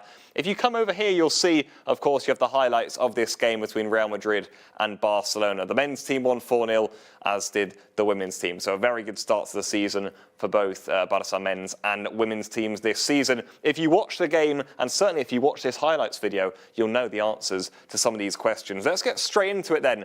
In this 4-0 win, question number 1, In what minute did Barça score their first goal of the game? Was it 1, minute number 4? Was it 2, minute number 8? Or was it 3, minute number 11? You've got 3 options there as to when Barça scored their opening goal and what minute in this 4-0 win over Real Madrid. Was it in the 4th minute, the 8th minute, or the 11th minute? I'm going to let you get your answers in the chat right now. Let's see what you've got for this one. And I can tell you in 3, 2, 1 that it is number 1. It was the 4th minute of the game when Barça opened the scoring in this one. Very, very, very good start. Patri Guijarro getting on the score sheet in that one. Let's continue then on to question number 2. The question is, in this Clásico, in this 4-0 win, who scored 2 goals for Barça? Was it 1, Alexia Putellas? Was it 2, Claudia Pina? Or was it 3, Patri Guijarro? You've got 3 options there as to who you think scored 2 goals in this Clásico for Barça. Again, if you watch the game, if you're up to date with Barça Femenina, as you all should be, then you'll know the answers to this one. And I can tell you it was indeed, once you get those final answers in the chat, final push through for me, please. It was number 3. Patri Guijarro there got 2 goals for Barça, the 2 opening goals in this game too. Obviously great to see, always popping up in big moments. Scored away to Atleti 2, the Patri Guijarro. And of course there is content available of her on Barça 1, which we may be quizzing you on in the future. So make sure you tune into that. Final question then, question number 3. Let's get on to it. How many goals has Claudia Pina now scored against Real Madrid overall? So Claudia Pina, of course, one of the goal scorers in this Clásico, loves a game against Real Madrid. But how many goals has she now scored against Real Madrid in her Barça career? Is it 1, 4 goals? Is it 2, 5 goals? Or is it 3, 6 goals? You've got 3 options there as to how many goals you think Claudia Pina has scored against Real Madrid during her time at Barça. Of course, scored on last Saturday's clash. How many goals do you think she's got against Los Blancos all together? I can now tell you the answer is number 2. It's 5 goals. You maybe thought it was 6, but it is indeed 5 goals that Claudia Pina has scored against Real Madrid. There you have it then. Before we go back to those on the couch, I'm going to leave you with a quick showcase of the highlights from this Clásico before we get back to this clash against Celta Vigo in La Liga. Make sure you come back here every Barça Live during the halftime segment. Get your answers in the chat. Be the one who gets all of them correct. Make sure you're up to date with all the content on the YouTube channel and on Barça 1. And we'll see you soon. Take care.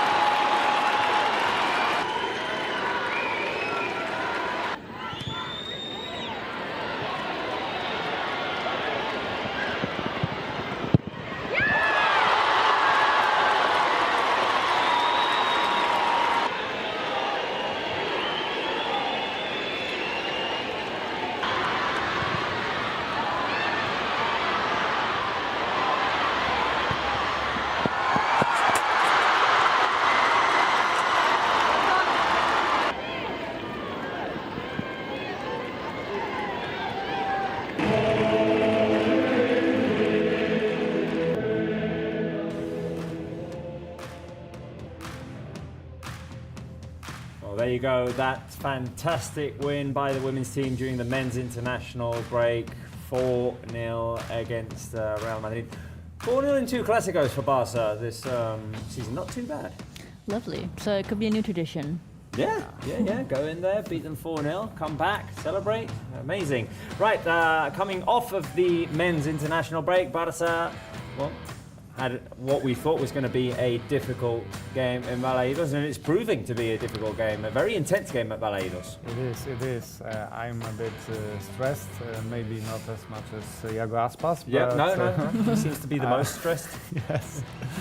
But it is a stressful game. It goes from one goal to another, and it's been like that for the first 45 minutes.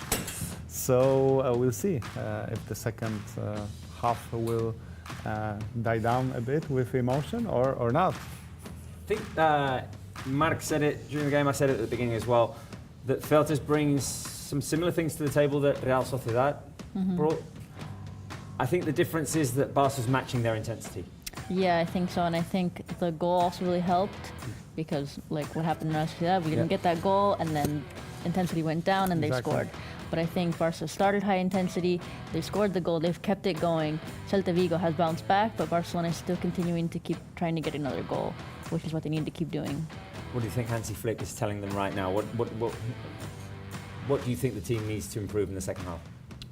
Not allow so many crosses from right or left side. This was really the only danger that was coming from Celta. But they kept on and kept on pushing by Oscar Mingueza and the other flank. And if we do that, if we stop the flanks, we're golden, I think. Celta, whenever they recover, they're going for it. I think Barca need to try and stop that, or try and be a bit more conservative maybe with the ball when they've got it, be more careful with it. Yeah, at least in the center of the field, because something happens that Celta Vigo immediately gets it and they're already in front of goal. And then we have Gerard Martin, who's very impressive, but also quite young, and maybe he makes some mistakes, and we got very lucky there. We got lucky at the end of the first half. If that happens again, then we could end up with 10 men. And I wouldn't be surprised to see Alejandro Balde come in, maybe even at half-time. Yeah. Just because Gerard Martin is now vulnerable with that yellow card. He's been let off the hook once, and I don't think he'll be let off the hook twice. Right, if I ask you guys for best player of the first half, the three options we're giving: Íñigo Martínez, Gavi, Raphinha. Is there anyone else you're thinking of? I mean, just because of that incredible save, Iñaki Peña. Yes, Iñaki Peña is also an option. But I'll go with Raphinha. I'll go Raphinha as well. The first touch that he got just before he scored the goal was amazing and pure class. And this is like a world-class player. Shows why he's one of the best in the world. I'll go Raphinha too as well. He seems to be the one creating the most in Barca's attack. I've been impressed by Gavi's return as well. Return to the starting lineup, but generally the team, it's been quite a choral performance with a lot of the players performing well. Right, guys, can you confirm to me if we can go to Marc Brau at Balaidos? Marc, are you there? No? I'm here. I ate something just to recover for the incredible first game. I think that the weather was calming down just before, after the incredible finishing of the first half with Iago Aspas just talking to the people just to shout against the referee. But for the moment, it's a sandwich time here. I don't know if it's ham and cheese sandwich, as Pablo, our editor, is only eating, but I saw a lot of sandwiches here on the stands. Right, thank you, Marc. Who did you think the best player of the first half was?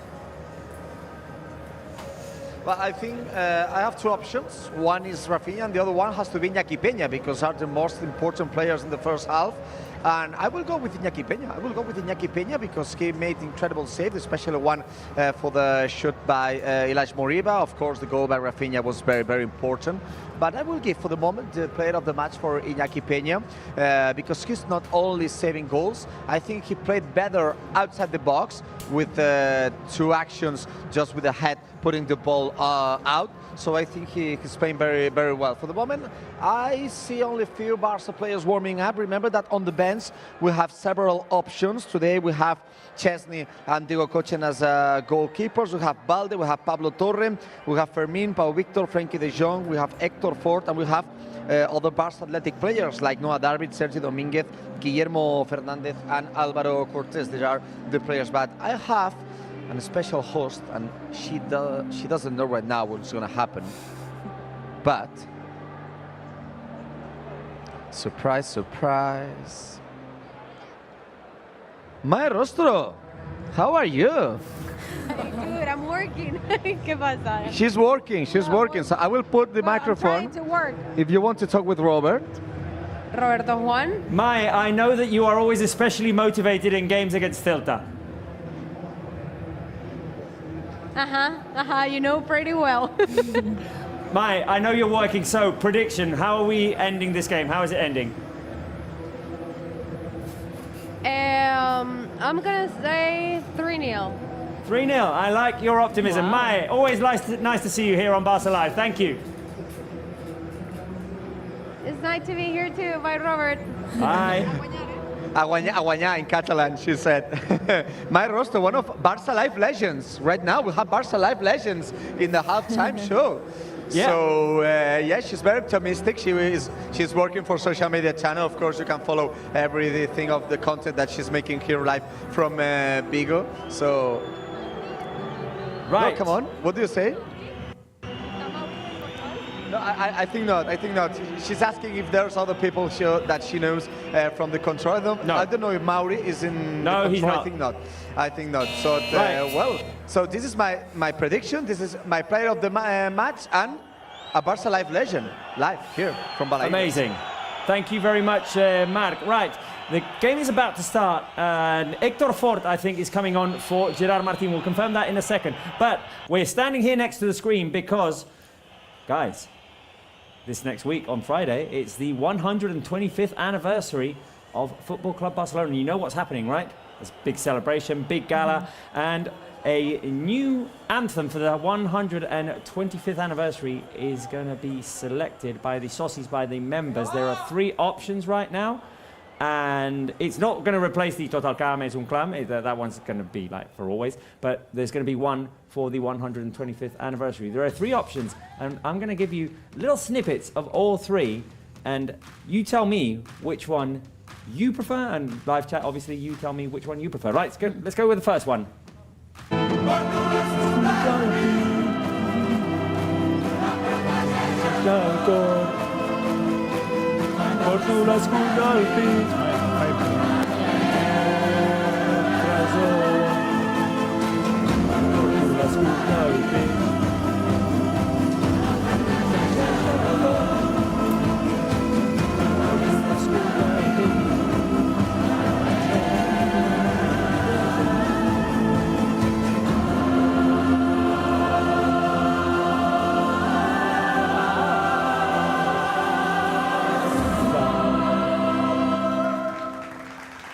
I can imagine the Spotify Camp Nou, the Olympic Stadium in Montjuic, the Drax in the Palau Blaugrana, all of them chanting this one.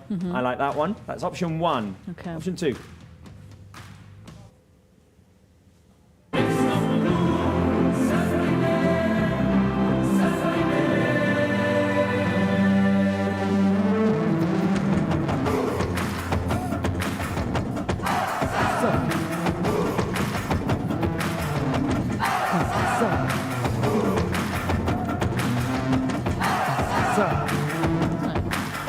Okay. Option 2, un sentiment. First one was l'escut al pit. Second one was el sentiment. And the third one, I think it's a bit more mellow. Option 3.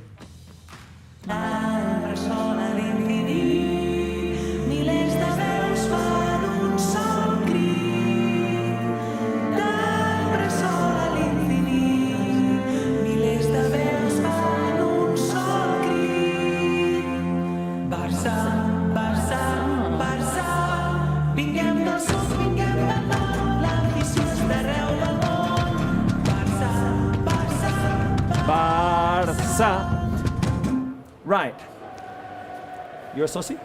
Yeah, Which one are you picking? it's over 6 years now. I already know these songs, and I'm going with number 1. You're going with option number 1? Yeah, it's my favorite one. But Sentiment is very close second. Sentiment is a close second. I'm going option 1. Me too. Escudo el pit, the badge, the crest on our chest. I think because the lyrics, but also the music is just so epic. It's very epic. I can imagine. It's the one I can fans- imagine the fans chanting the most. Yeah. But So- the other ones are good too. Give us your thoughts. Yeah, all three are great. But number 1. Give us your thoughts on the live chat. The second half has started, and Hector Fort, Mark Brau, has come on. Yeah, and let's go to pit for sure, a number 1 option. Yeah. And Hector Ford is in, and Gerard Martin is out after all the things happened in the last minutes of the first half, and I think it's a normal decision. So Hector Ford will play as a left back. Let's go with Hector Ford. Here we go. Hector Fort making the run forward. Hector Fort with the Ooh. cross inside, and it's cleared away by the Celta defense. And Barça recover possession here on the left-hand side with Hector Fort, which is something that we'd seen last season, right, Mark? Hector playing on the left. This season, yes, but remember that last season, It was last with, season, Chad yeah, and the bench, Hector Ford, I think more as a left back than a right back. That is his natural position. And the fact that Hector Fort is playing, Mark, is like an indication that Balde is not 100%, which is something that Hansi Flick said to you in the pre-game interview, right? Yeah, it's not a secret because Hansi Flick said this in the pre-warm-up interview. He said that Balde is not 100%, so there's no matter just to force him. And of course, there's a lot of games that we have in the next weeks. So for sure, Balde would not play today, but we have to be confident on Hector Ford, who last season played very well in this position. I think I said it, sort of hinted at it at half-time. It's logical that Gerard Martin was taken off just because of the risk. And now Hector Ford recovering and making the run forward, and he has a whole freeway in front of him. He slows down, turns, and gets it back to Gabi, Barça in Celta's half. Dani Olmo calms things down. There's Koundé on the right-hand side. No substitutions for Celta. That's a great ball by Koundé to Dani Olmo. Olmo cuts back. Olmo twists and turn, and it's a corner kick, Mark. Yeah, it's not a corner kick. Oh, it's no. very close, but it's not a corner kick. Oh. Okay, I thought it was. But for the moment, Starfelt has problems, and I think it's because of the ball. It's not an injury. It's the hit of the ball of Dani Olmo cross. No, it's not the ball. And yes, so Koundé will put. It's not the ball. It's not the ball. It's the follow through. So Dani kicks the ball, and then his leg keeps going up and hits Starfelt in the leg. Oh, and we're back. And we're back. Incoming cross by Koundé, and now it is a corner kick. Should be. It better be. Yeah, now it's a corner kick, clear, and it was a great play by Barça. Have you seen the way that the ball was moving between Dani Olmo, Pedro Koundé, and amazing. Raphinha? It was a very good action, just only in a few meters of the pitch. And corner kick, so let's go with this. Barça, I think that has started better the second half that we did in the first half. Most definitely. I don't. Why were we getting a close-up of Gavi's boots? Yeah, I was a bit worried about that. I was like, did he fall or something?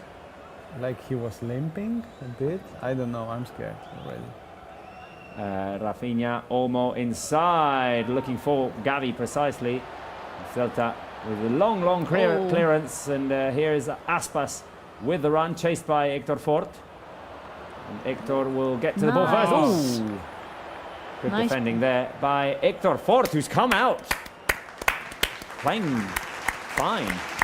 Good minutes. Yeah. Fantastic. Been playing very well. Hector Fort in that left back position.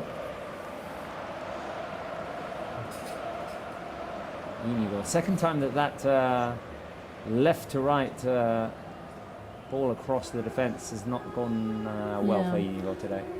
They can't be losing the ball like that, especially in this game.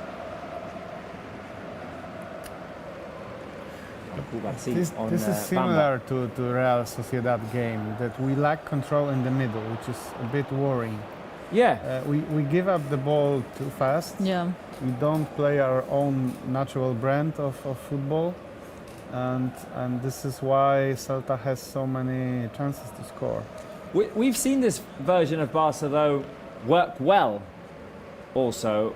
And I'm thinking of the Bayern Munich game, which was not a high possession game for Barca. Oh, no. Yeah. I was It wa- there, and believe me, we It wasn't a game in No. which Barca dominated the midfield either. Yeah. But Barca were lethal, like 4 times. yes, that game could have gone either way, really. Especially in the first half. Yeah. Especially in the first half. Well, in the second, no, but in the first half, they were close a couple of times. They actually scored. You know? Yeah. Maybe we need to get the ball more to Raphinha. Mark, do you have a view of who is warming up? I'm very far. I see Fermin. Well, there are 5 players. I see Fermin, I see Pablo Torre. I don't know exactly, and I cannot have the image right now because the ball is very close of the position. Pau Victor, but there are 5 Barca players warming up. If you were to pick one, who would you like to see, Mark? I think that it could be a good game for Fermin. His intensity, he's able to score. I think will be the next substitution. Fermin, De Jong or Pau Victor are the options that we're giving. Obviously, anyone who's on the Barca bench you can vote for. I would also like to see I have the Fermin. players. We can see the players. We can see the players in the screen, or Oriol is giving the image. So we see Frankie De Jong, Pablo Torre, Pau Victor, Fermin, and Sergio Dominguez. Okay. So these 5 players. You said Pau Victor before, right? Yeah, but I think now the way the game is going, I think we need the Ferminator. I have to agree. Adrian? Yeah, me too. I'm going with Fermin, just because I think, like we talked before, that Gavi is not 100%, and he for sure has to be changed. So I think Fermin, and maybe drop Pedri a little Yeah. bit back. What are we giving? Fermin, Gavi rather, an hour, maybe? 60 minutes? Around that, I would Yeah. say. Yeah. You think so, Mark? Yes, I think that Gavi will not play more than 10 minutes. I think, but I don't have information. It's just my point of view. But if we know exactly the plan that has been followed by Gavi's game, I think that Raphinha. maybe in 60 minutes he could be substituted. Oh, and let's gonna see what Koundé is doing. Yeah. The roulette. Lovely turn by Koundé, a little nutmeg by Cazador now. Here's Gavi with the long ball, Raphinha with the run. Nice. Okay. Almost. Gavi a bit over, too over. No. Oh. Do not do that, Gavi. He's, Oof, scary moments, right? it was very scary. What is this? It was a very scary moment. And now the shot from halfway line, from the It left-hand was side of the close, halfway line. the shot. Like Yeah. Aspas went wide. Gavi gave me a huge scare there. He just like stayed down in a heap with his hands on his leg. Yeah. Oh, I don't know what happened there, but in the meantime, Aspas, Nice try by Agaspa. nice try. No, careful, Kubarsi. Okay. Well, Gabi seems to be fine at least. Pedri seems to be fine at least. Now here's Raphinha. Raphinha cutting inside. Raphinha trying to Nice. break free. Mingueza But I fouls mean, him. Nice play and by look at what he Raphinha. does. I think we just need to get the ball more to Raphinha. I feel like he hasn't Yeah. gotten it as much since his goal, pretty much. No. Get Raphinha a bit more involved. Slight touch there by Mingueza to trip him over. I and think we that have to touch be by more Raphinha. calm. Yeah. We have to be more calm. We have to count the game. Celta is fine for them if we are playing quickly, if the ball is going from side to side. So I think that we need more control in tonight's game. Well, this is a young team after all, and I think in a couple of years, in the same situation, we wouldn't have that problem. But now, because all of the youngsters, they just need to learn, you know. And They do, although they are quickly becoming veterans. Yeah. Pedri's young, and this is, Yeah. what, 5th season, Mark? 22, 21, 21? Yeah, how old is he? 22? 21? This is his 5th Yeah. season. Yeah, he came in 2020. He came in 2020, the season with Ronald Koeman on the bench, the first one. So the problem is that he did not play many games in the last season due to injuries. Yeah. But fortunately, he's playing very well and a lot of games this season. Also, Lamine Yamal has already more than 60 games. Yep. Yeah. At the age of 17, well, it's just Pau crazy. Cubarsí. Yeah. Cubarsí starting every game. Even when because- his face was all messed up. Yes, yeah. Here's Aspas. Celta with the recovery. Long ball by Aspas. Iñaki Peña will catch. Good. A second goal would be just ideal. Yeah. Yeah. For the type of game that this is. Yeah, I have to say Lewandowski's been quite quiet. They've been really keeping him. Keeping him pulled. Raphinha, Ooh. lovely Raphinha, little oh my touch. gosh, my captain.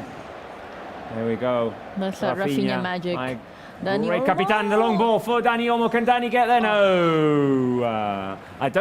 Dani slowed down because he didn't think the ball was going to bounce. It wasn't going to get past the defender. All of a sudden it did, and then he wasn't quick enough to get there. Yeah. 10 minutes played in the second half. Maybe some emojis for Raphinha. Some Brazilian flags. Yeah. Give us some Brazilian flags, live Brazilian chat. flags. Or I'll start it. I'll start it. Brazilian flags in the chat. Where's the chat? Over here. Give us some Brazilian flags.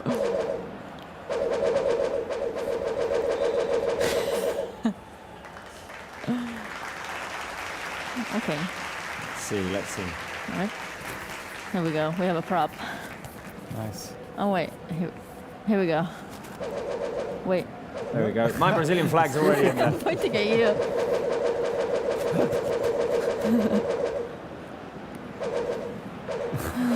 Careful Anyway, here back with to the game.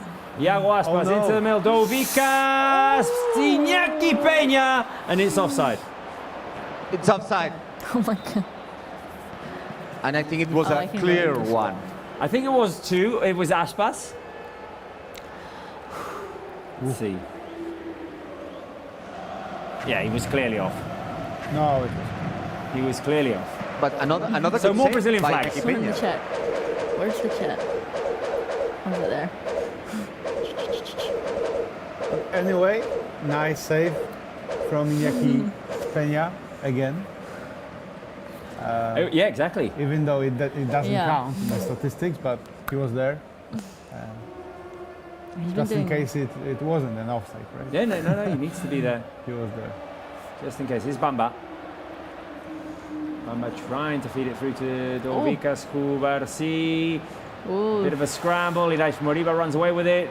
In comes Inigo Martinez. With this action, Strong. Robert, this action you're seeing right now, Inigo I'm Martinez. thinking about what you said in San Sebastián, that all the 50-50 balls were for Real Sociedad, and today all the 50-50 balls are for Barça. Yep.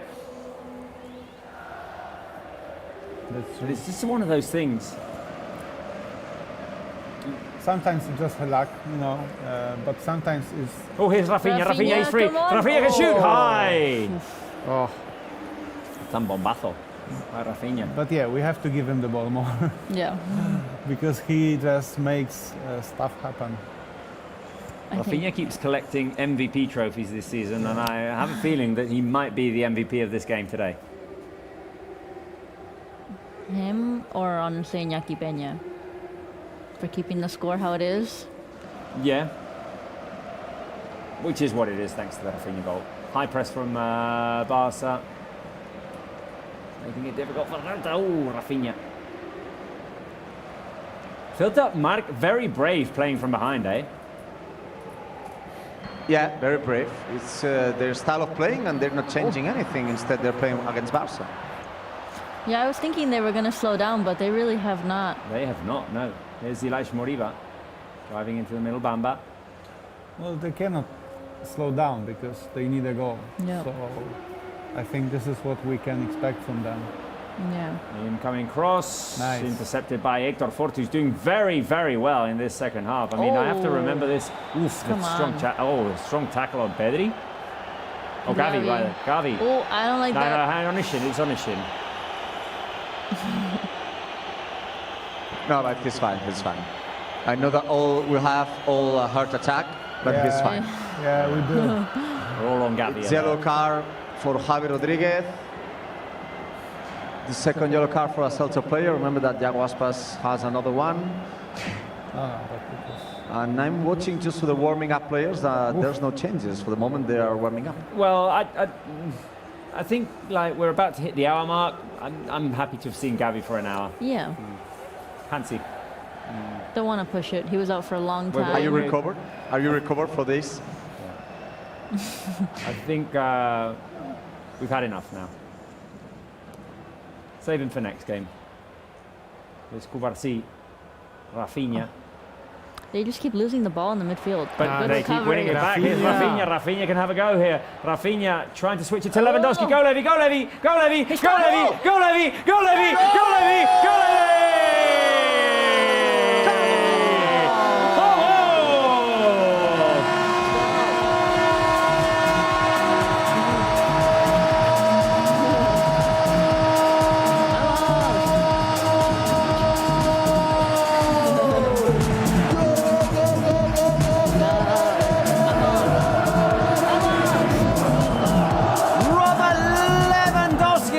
After the Raphinha recovery, the Bichichi scores again. He scored twice last season at Balaidos, and now he finds the net. Robert Lewandowski. Vamos! There you go, there you go. The switch by Raphinha, Lewandowski, long touch. He hustles for it, he wins it in front of Starfelt, and he finishes in front of Guaita to make it 2-0. Marc Brau. And it's incredible number of goals, amount of goals of Robert Lewandowski. 20 goals this season with this one in all the competitions between League and UEFA Champions League. And also it's important goal in the league.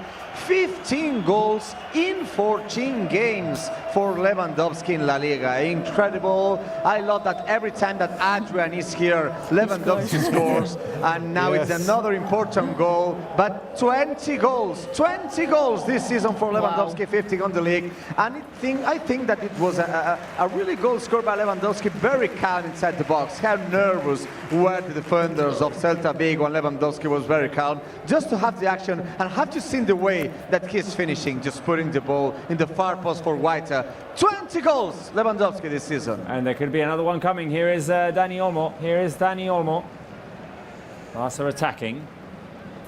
Barca in possession. Barca lose the ball.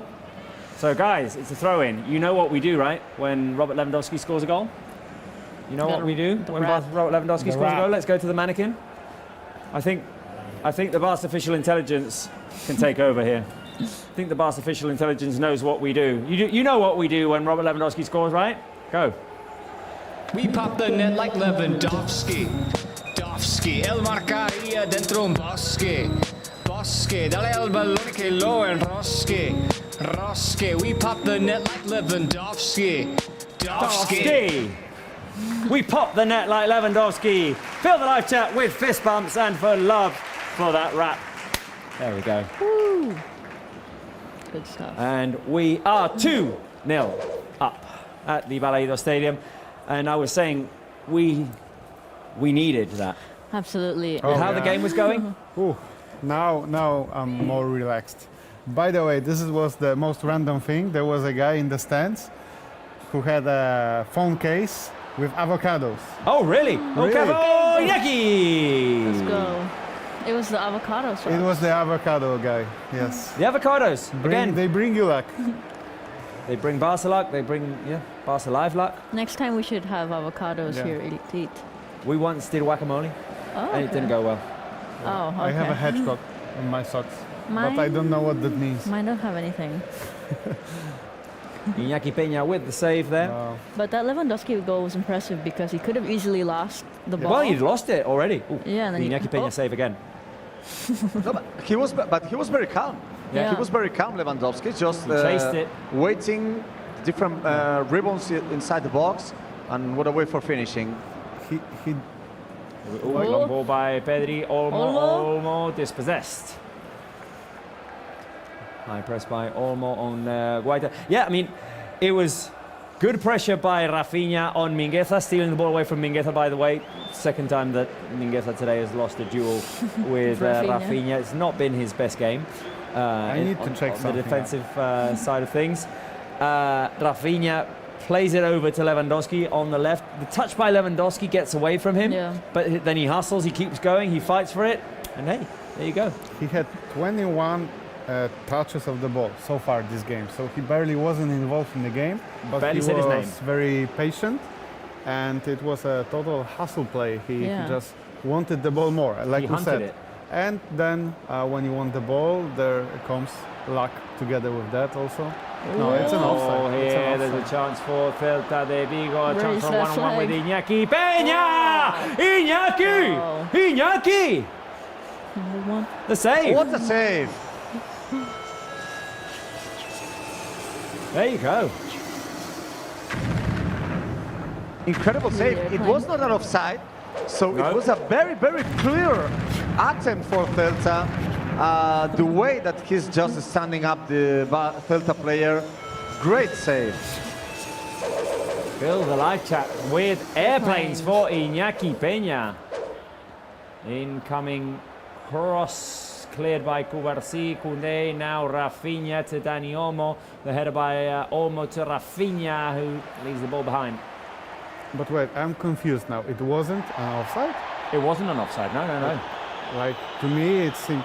No, See, no, no. This is the problem when you watch the TV and you're trying to figure out. Oh, Raphinha. Raphinha driving forward. Raphinha trying to get it through to Lewandowski. He was all alone. And please, Robert, let's comment Lewandowski's stats. 20 goals in 17 games this season, 15 goals in 14 La Liga games. I think that they're absolutely incredible. How amazing these stats are. Amazing. I mean, he scored more goals than games played. That's Wow, that's impressive. that sums it up, really. Hector Fort, by the way. What a second half. Yeah. Yeah, it's not easy to come into a I match think like he's going to that. get points from me, at least, in man of the match. Oh, definitely. Raphinha, Iñaki. Hector Ford. Hector? Yeah. Oh, I Yeah, might. it's gonna be hard to choose from. I mean, last game we had trouble to give out the points, but this game so far. I mean, I might give 1 point to Sotogrado for not sending off Gerard Martin. Well, Aspas, a bit of an exaggerator. he's not having a good night. no. He's gonna be very angry tonight. See, no, it wasn't offside. Don't jinx it, because Oh, with yeah. him you never know. It wasn't offside, eh? It's a good save by Iñaki Yeah. Peña there. I mean, the shot goes straight into him, but he has to stay strong where he is. But Oh no, he Yeah, sticks off his the leg. left leg out. I think he should have passed the ball. He Ooh, had yeah. Iago Aspas Yeah, on, but I'm on glad the he left didn't. flank, and it was a bad decision to take a shot. Better for us. Yeah, of course. Look at those beautiful standings. I thought you were gonna say, look at those beautiful eyes. Remember that Yeah. Marcos Alonso did not score any goal for the free kick, but he scored several goals with Chelsea and Fiorentina. Well, ready to take it now. Three-man wall for Barca. Iñaki Peña clearly thinks that Marcos Alonso could be the taker here. Can't really decide what he's going to do. The shot into the hands of Iñaki, who's an absolute wall today. Frankie de Jong time. Frankie de Jong time. Frankie de Jong will be the second substitution So in the no second Fermin. half. Maybe on Gabi. But the Dutch player will be the second substitution in tonight's Yeah. game of Barca. I was thinking if they wanted more control, then they would probably choose him over Fermin. And also Fermin. Oh, And also Okay. Fermin. Oh, So okay. Fermin and de Jong. I think it will be important substitutions just to refresh our midfield. Oh yeah. I'm thinking maybe Well, it's still. Gavi and Pedri. Yeah. Or maybe he takes Olmo off, I don't know. Casado played minutes with Spain. Spanish national team, maybe. That's true. Ooh. What Ilaix happened? What Moriba happened trying to squeeze in between two defenders, goes down very easily. But Pedri as well. I think he played 80 minutes, not full 90, but I think around 70, 80 minutes. I don't think he's taking Casado off just because he needs the guy that's going to try and be everywhere, the energy, Casado is crucial. there? Yeah. the guy that covers most ground. Well, I said Casado because he's not as used to play with Spanish national team, for example, as Pedri is. For sure. Casado, well, remember that the last international break he played with under 21 team. So, well, the ball is out, and I think that Barca is suffering. Of course, it was good news to score the second one, but Barca is suffering. Yeah, Celta Vigo has not let up, no matter how many times we've scored. No, they are not giving up. They're But pushing. Barca have a chance on the counter-attack here. Can Dani Olmo Go get on. to it? Dani Olmo chasing. Dani Olmo, Yeah. he's trying. So close. He most definitely is.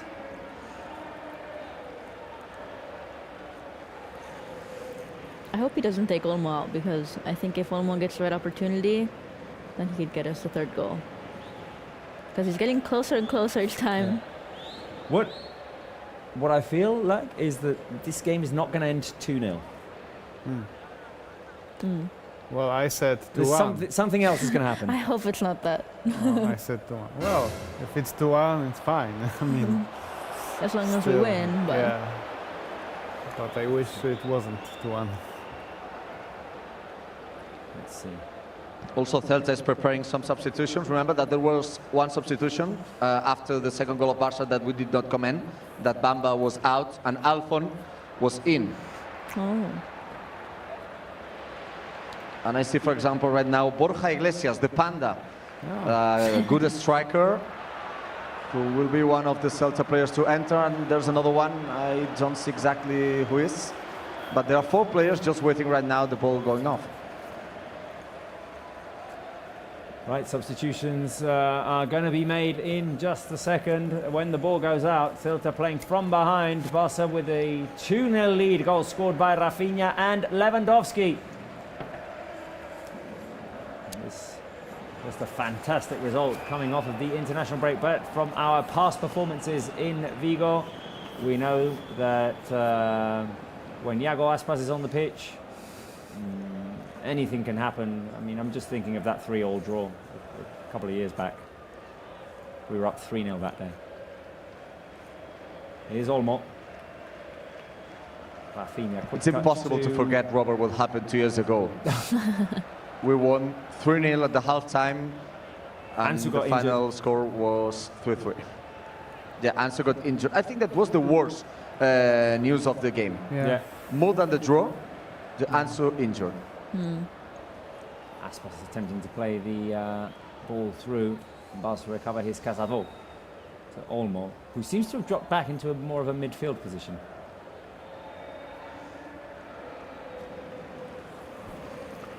Barca trying to keep the ball under control. Hey. Calm down with the sound effects. I was thinking. Yes, we are thinking, we are focused on the game. What's the with the sound? Come on.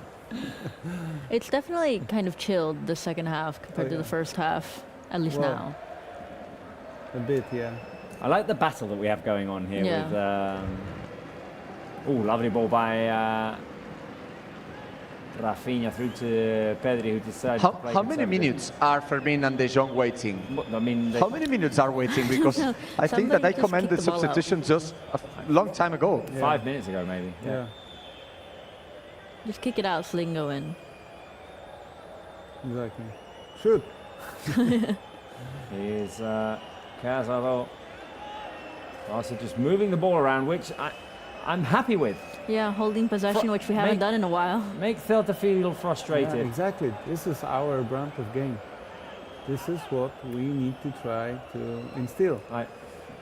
And Slow the game down through possession, frustrate them, and eventually someone will take a gamble and space will be created. And there's Jules Exactly. Koundé. Because every time they try to do that, Celta Vigo's there, they steal, and then they go straight for goal. Pass Just by Koundé like did not that. have enough power on it. And Oh. now Casado with the foul on Alfon. Yeah. And it's a clear Very yellow clear. card for Casado. Very clear. He took one for the team. Yeah. You gotta do what you gotta do. Yeah. But now the substitutes can come in. So Gavi and Pedri out, and De Jong and Fermin in. Makes sense. So the 2 midfielders out, 2 midfielders in, or an attacking midfielder as Fermin is. And substitutions also on Celta. Dubicas is out, Borja Iglesias is in, And I did not see the other substitutions on Celta Vigo. You have to help me. Have right now 8 by 33. So Fran Beltran out and Hugo Sotelo in. But for us, the most important is that Gavin Pedri are out. And we have Frankie de Jong and Ferminator on the pitch. Ferminator is on. Right, round of applause, guys. Big round of applause on the live chat. Applause emojis for Gavi returning today into the starting lineup and playing a full 74 minutes at a high level. Ooh, boxing With glove some coming weapons in. over here. There we go. Okay. I've never actually had that on in my life. Ooh. Okay. No. 15 minutes remaining. And I have a feeling that this doesn't end 2-0. So if it doesn't end 2-0, how does it end, guys? 3-0. You think my prediction is correct? You're not going with your I need prediction? a second one. It feels weird. How much? Oh, it's very warm. I'd like to say 3-1 because it's my prediction. I'd be happier with 3-0. Yeah. Well, I feel like because we've been, I don't know, very lucky this match, I'm going to go with 3-0. What about you? You're going to go 2-1 to try and get your prediction right. I'm not. You said it. You said it. I'm not saying anything. No, I'm gonna go with 3-0. Let's I think see. Celta needs to open up a little bit more. They are running out of energy, Yeah.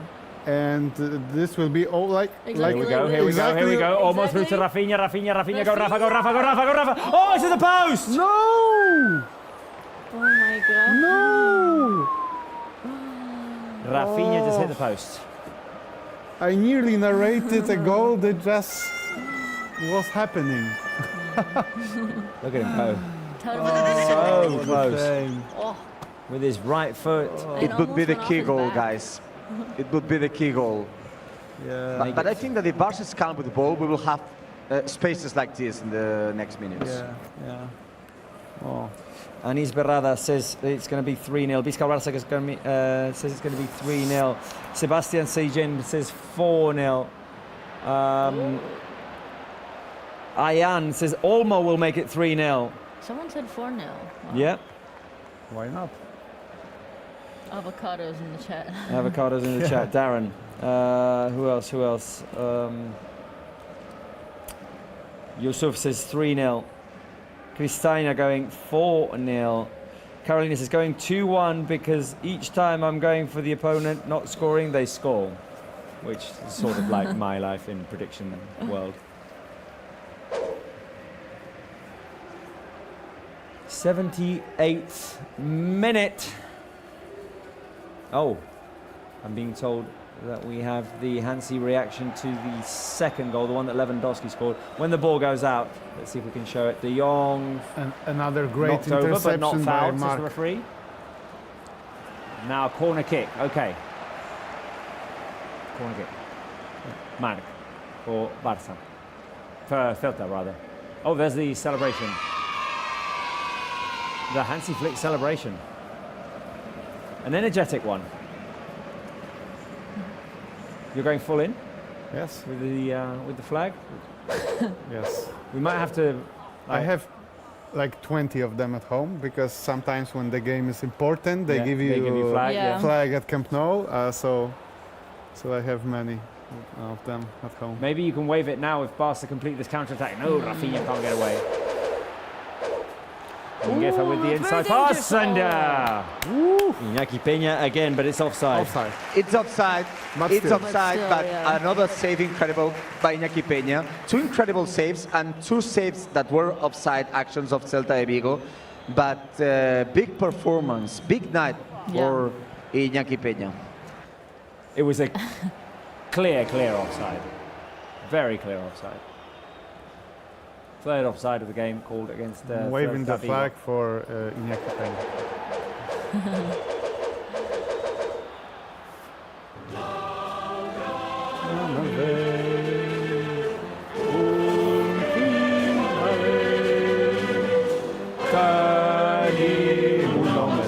Go!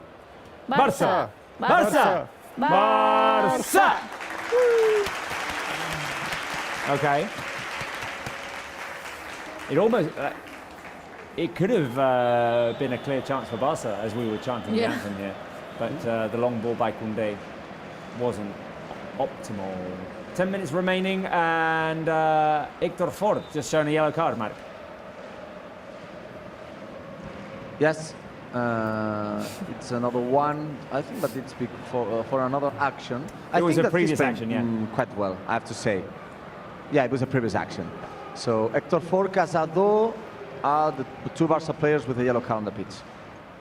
Yeah, because Gerard Martin was the other one who had seen a yellow card, but he was replaced at half-time precisely by Hector Ford, who's now defending this action. Iago Aspas. Celta not giving up, eh, guys? Yeah, they've had quite a few opportunities in the last few minutes. We need to get possession back and be able to hold it for longer. Olmo can recover here. Get it to Fermin. And again, Celta Vigo keeps breaking our style of play. They steal the ball. There's a foul. Barca can't stay consistent with those plays. It's a clear foul by Olmo there. I mean, I think what Barca are looking for here is just now trying to catch Celta on a mistake and capitalise on a counter-attack. Pablo Torre will be in. Pablo Torre will be the last Barca substitution. It's been a while since we've seen Pablo Torre. Yeah. It's second yellow card for Marc Casado and red card. Okay. Second yellow card for Marc Casado and red card. You know my opinion on Sotogrado, but I have to say that maybe it's yellow card, so there's nothing to say about this. There's nothing to say. Marc Casado is out, so we will have to play the next minutes only with 10 men. And the next game. Other worrying thing is that we cannot count on Marc Casado the next game against Las Palmas. But well, first of all, we have to suffer the last minutes with only 10 players. It's a clear yellow. Yeah. It's a clear yellow because that went out. That went out. Celta just scored and the ball has gone out. No, but the ball was out. Yeah, but I don't understand why the assistant, it's not an offside. So if it's out, you don't have to wait. What's happening? The ball was out of the line. We could see it but from the the other assistant waited just to until the action was finished. But okay, this is only for offside rules, not this. It was extremely clearly For me, it's good. I have to say that it's fine. If it was for Barca's side, I prefer the assistant to wait. Yeah. I wasn't a fan of the Barca players stopping defending. Yeah, I think it was because they thought it went out. Yeah, I have to say that Pablo Torre for the moment would not enter. No, I saw one of the assistants. Careful, Koundé getting himself into trouble and giving away the goal. And all of a sudden now, we are one man down, and it's 2-1. I'm getting a lot of flashbacks. No. Well, right now you're Koundé with the mistake there, and he just gave the ball well, this way we away. can get the 3-1, and our prediction can be right. Gotta stay positive, guys. That was a bad error by Koundé. What was he trying to do? I don't know. Just trying to protect the ball, a bit too casual there. Very rare from Because Koundé to he do knew that. Just the attacker it out. is behind him. He knew it. He tried to do some touch, and I don't know what happened. Okay, and now this could turn into madness with 6 minutes remaining plus added time. Now Barca need to stay strong, firm.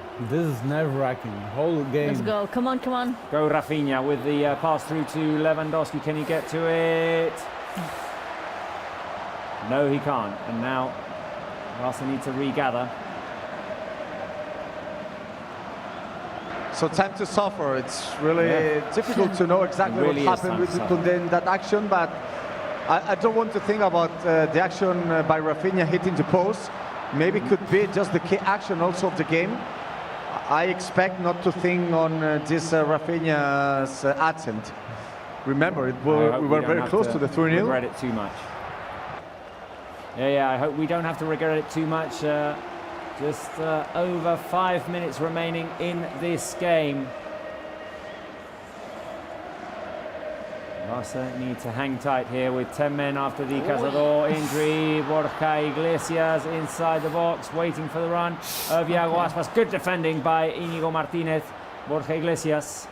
Still dangerous. To the edge of the box. An opportunity here. There's an opening. Héctor Fort goes down and Celta have equalised.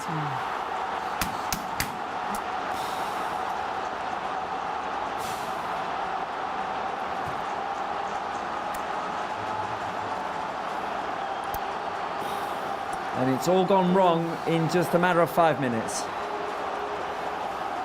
Literally, it's all happened so quickly.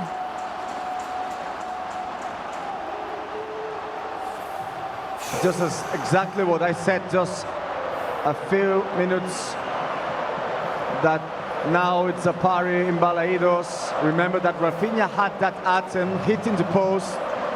It could be the 3-0, and I have to say that it was an incredible goal scored by Hugo Alvarez, who made an incredible individual action. I think that Bar is checking the goal. No, but Bar is checking the goal. No, there's nothing to. Yeah. No, but Bar is checking it. Well, yeah, I know, but. So, yeah. Well, it's difficult to explain what happened. I think it was an incredible goal by Hugo Alvarez. It was impressive great action inside the box. But I cannot understand what's happening right now on the field. It all turned into chaos with the Cazador sending off, but also careful here. Raphinha driving away. Raphinha fouled from behind. Barça speeding things up. Yeah, it was We talk about that game that we won 3-0. We talk about the game. Today it's not 3-0, it's 2-0, but it happens exactly the same. Now Barça have the ball. Here's Olmo. To Frankie de Jong. Pablo Torre and Pau Victor will enter. Well, those are attacking substitutions. Yeah. I think Barça could just try also to shoot from outside the box. They're waiting too long to try to create an opportunity, and Celta Vigo takes every opportunity they get. I think here, though, like trying to control the game through possession and just calm Celta down a little bit is not a bad idea. But then, obviously, at some point you do need to just go. Because how many shots have Barca had? 8 compared to 14. 4 shots on target, 7 shots on target for Celta. Victor inside, Lewandowski. Lewandowski can run away. Can you feed it through to Raphinha? Oh, the touch is too long. Oh. That's where you see that Lewandowski's more of a finisher than a passer. Oh, come on. Inside ball by Mingueza. Barca intercept. Now here's Olmo. Lewandowski. Come on. Give it to Raphinha. Go Rafa. Come on, Rafa. Come on, Raphinha. Rafa. On the edge of the box. There? Frankie. Oh, shoot. See, they Hector, just wait. The cross inside. Fermin. Oh, Lewandowski didn't go for it. Yeah, I'm surprised. There was so much room there. And substitutions in Barca.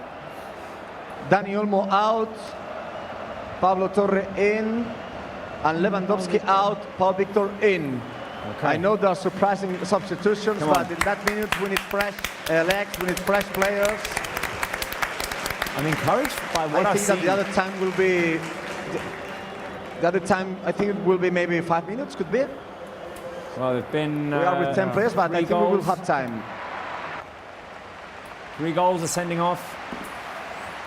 But yeah, what Barca's been doing in the last 2 minutes has been good. Aspas off.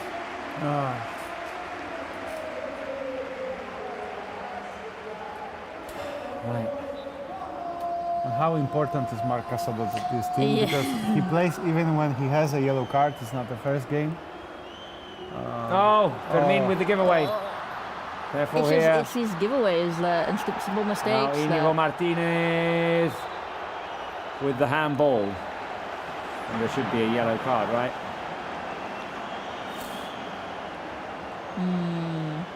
No No yellow card for okay. Inigo. Okay. How much added time are we getting, Mark? We are waiting. We will know in the next 5 seconds. I will go with 5. I would think say it could 4 be or 5. yeah. So let's go. And 5 minutes. 5 minutes. Not sure if it's But good I or bad. bad, yeah. we have two key actions today. We have two key actions. The Raphinha Aten hitting the post, and of course the first goal conceded. I think that of course we could talk about Marc Casador red card, but I think that it was more the two actions I said. Yeah. I think so too. Marcos Alonso with a shot straight into the wall. Can Barca create one final chance? If they can manage to get the ball and hold it, then yes. They're just. Fermin's going to see a yellow card. I think the word for the game is just scrambling. They're just pretty scrambling. Yellow card for Fermin. With a late challenge. Yeah, it's a very scrappy game overall. Yeah, they're getting From nervous. start to finish. We had maybe like 10 minutes that you said that it's a bit It's more calming down. calm. Yes, and look where we are now. Barca struggling to hang on to the ball. Celta with a chance here. Incoming cross. Iñaki Peña with the save after the sneaky little flick by Borja Iglesias. That was close. Yeah. That was a nice idea. That was a key moment for Celta. Oh yeah. Iñaki Peña. Koundé careful. Koundé, you're walking on eggshells. What happened? A foul on Kubarsi as he played from behind. What are we being shown now? This is the second goal. Oh, the pass to there's no offside. Yeah, we knew. Come on, show us the game. We don't need to see this again. Yeah, it's fine. Ilaish, the run Oh, down great. the left-hand side. Incoming cross to the far post. Head it back in. Also struggling here now. 2 minutes have already been played of the added time. Doesn't look like Barca are going to be able to cross the halfway line. Now Hector Ford. Going to play it out. Someone's Go down. Frankie. Go Frankie. Go Frankie. Hey, Yeah. Frankie fouled. Nice play. Nice play by Frank. And the Yeah. yellow Yellow card. card, Right. finally. Allowing Barca to get into the Celta half. Very convenient cramps for a Celta player. There's a Celta player lying on the pitch, but if he's injured, right now he's not injured. He was laying down, and he saw that Barca players will not put the ball out, and he's running right now very well. Yeah, he's miraculously recovered. Here's Pau Victor. Pau inside, Nice. Fermin. Koundé. Come on, Koundé Koundé. can put the cross inside. Hey! Oh. There's a player who's gone down. What happened there? Okay, Pablo Torre was down. Hello? Pablo Torre was down. Frankie de Jong is talking with the referee. No. There's going to be Pablo nothing. Torre said that he was caught. No penalty. No. 1 minute and a half. We have 1 minute and a No, half. he was too far away from the ball.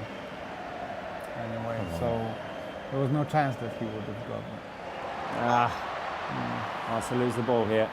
Like once Frankie again. win it back. Yes, Nice. Good good Frankie. recovery. Good play. Good play by Frankie de Jong. Oof. Been driving between two. Can he protect it? No. Now Barca need to defend this.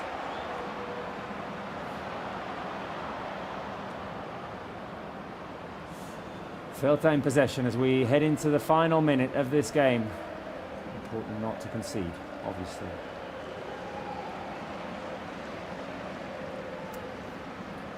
Barca recover the ball through Hector Ford. Can we get one final chance? Come on. Come on, just do a long ball. There's Hector inside. But Come you on. can see that we're one man down and so hard to create something. It's so hard. Yeah. Fermin Maybe. fouled. Come What is he on, that's a doing? foul. One final chance. Come on. Come Just on. put it in. Put it into the box. Marcos Alonso with the yellow card. Oh, Just I take would the have just chance. played the long ball in. Absolutely. Yeah, exactly. Like everybody should have been in the penalty box. Exactly. Take Because- an idea from Celta, who's been doing that the whole game. Yeah. Final seconds of this game. Inigo inside Frankie. Go in. One more. Frankie, That's long it. ball, Raphinha, come on. Oh, Raphinha denied of the volley by Starfelt. And that was it. And that was it. Oh, crucial defending by Starfelt. It was Fermin with a beautiful ball. As a matter of fact, it wasn't Starfelt, it was Marcos Alonso who got his foot to it. And the game has ended. Celta 2, Barça 2, guys. It feels like an opportunity slipped away from us here. Yeah. Yes, absolutely.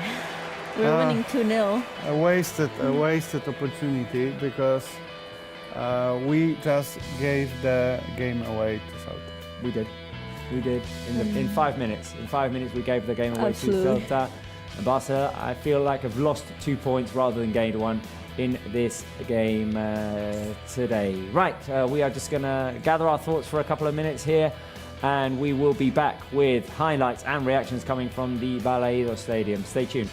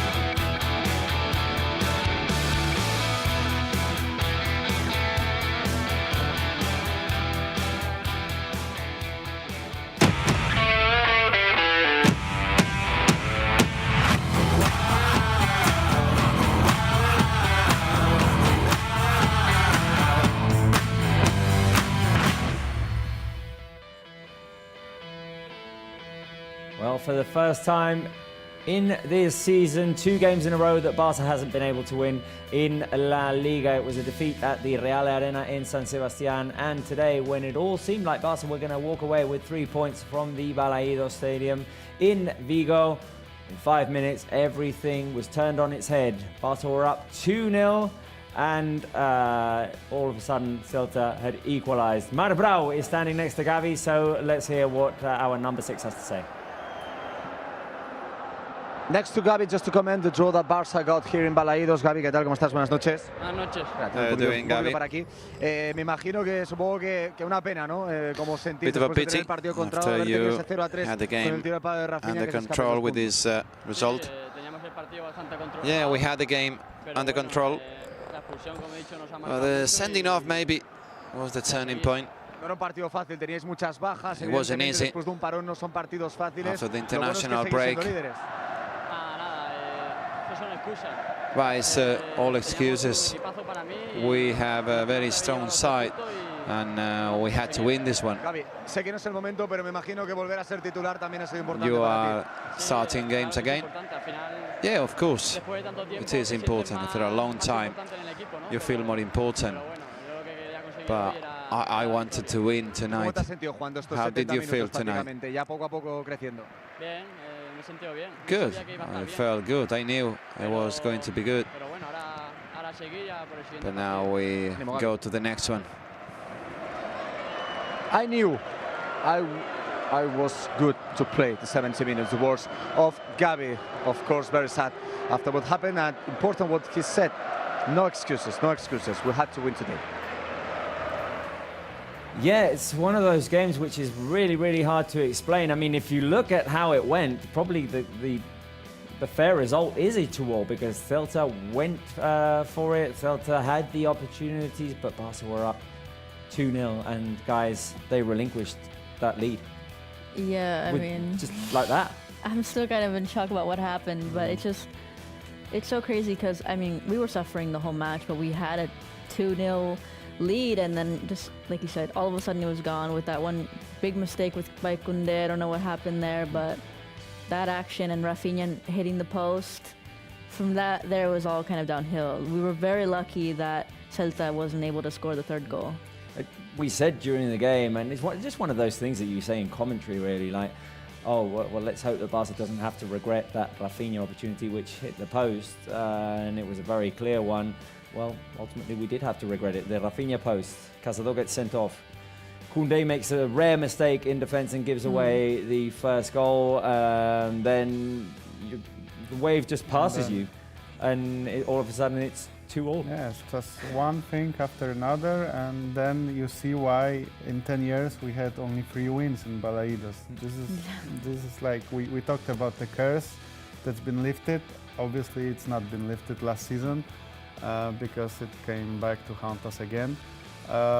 Yeah, very disappointed in the end because the team worked so hard to get the team 2-0 up. And then just 2 really simple mistakes. Simple moments. Like Marc Casado, I don't blame him because, he's still very young. And he was already on a yellow card. He wasn't subbed off. But Koundé's brain freeze, oh man, it was a horrible mistake. It was a horrible mistake at a crucial moment because you're 10 minutes away from the end, and just it's one of those in which you think if he had to do it 9 other times, he would just kick it out Probably for a corner kick. 99 out of 100, Exactly. he would do it. Especially this season, where he's playing. Exactly. With such a good season that he has. But it was a game of come and go. It was a game of opportunities for both sides. It was a game in which we've talked about how many parallels there were with the one against Real Sociedad just 2 weeks ago. And we've seen 2 teams playing very high intensity against Barca and giving Barca trouble. Absolutely, it was high intensity. They were matching Barca's level. Even when Barca was scoring, they said, we're going to come back and attack, which worked out for them in the end. And Barca has to find a way to react to that, even if they have 10 men, which is difficult. But you have to find a way to, I don't know, shoot from further away or give the ball more to Raphinha or take more opportunities, more long balls like they did with Fermin at the very end, which Raphinha almost got, but it felt like they were just trying to pass and hold possession, and it wasn't working, and they needed to be able to react faster. We're going to be offering you a highlights of this 2-2 draw in Balaidos as soon as we have them ready. Let me know, guys. Adrian, you said in different moments of the game you felt that Barca's midfield didn't really have control of the game. Yeah, well, and this time I can understand it because Gavi is still out from his injury. He's coming back to his top form. He doesn't have the greatest connection with Marc Casado because he's just started to play with him, obviously. It was over 1 year that he played that many minutes with Pedri as well, so I don't blame the midfield this time.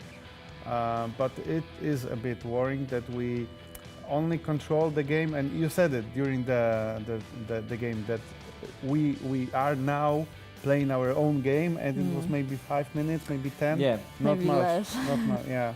Awesome. And then it kept on like a ping pong ball. Exactly. It kept on going from goal to goal. It was just like two teams waiting for each other's mistakes and getting ready to go.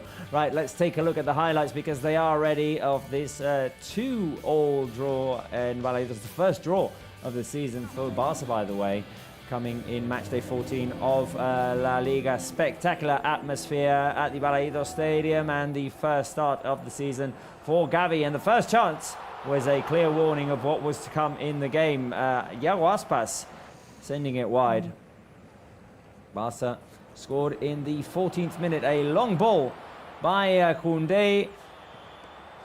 Mingueza miscalculates the bounce, and Raphinha finishes in front of Guaita. A cool finish by Raphinha, who's just on fire this season, guys. Yeah. Probably the best player of the match, if we're talking of the Barca 11. And there is that goal again, the finish by Raphinha. Iñaki Peña had a great performance as well from distance, denying Ilaish Moriba late in the first half. An opportunity for Dani Olmo cutting in and shooting from the edge of the box. Raphinha high press, or press in the middle of the field rather, to recover the ball in front of Mingueza, and Lewandowski just keeps going, trundling and finishing in front of Guaita to make it 2-0 for Barca on the hour mark. And from here it seemed like Barca were on their way to yet another win in La Liga. The high press from Raphinha, the intensity of the Brazilian to recover the ball. First touch by Lewandowski isn't ideal, but he keeps going. He chases the ball, wins it back, and finishes in front of Guaita. A little sidestep there to get himself into position to shoot. Here, Filter had an opportunity to cut one back, but Iñaki Peña, once again, an absolute wall to deny Hugo. This is the chance we were talking about by Raphinha and how things would have changed. 76th minute. To be 3-0 at that moment would have been... Barca would have just sealed the deal there. Casado got sent off with 9 minutes remaining. Second yellow card for Casado there. The foul on Ilaish Moriba, and there is the rare mistake by Jules Koundé. Just a bit too casual. 83rd minute, giving Celta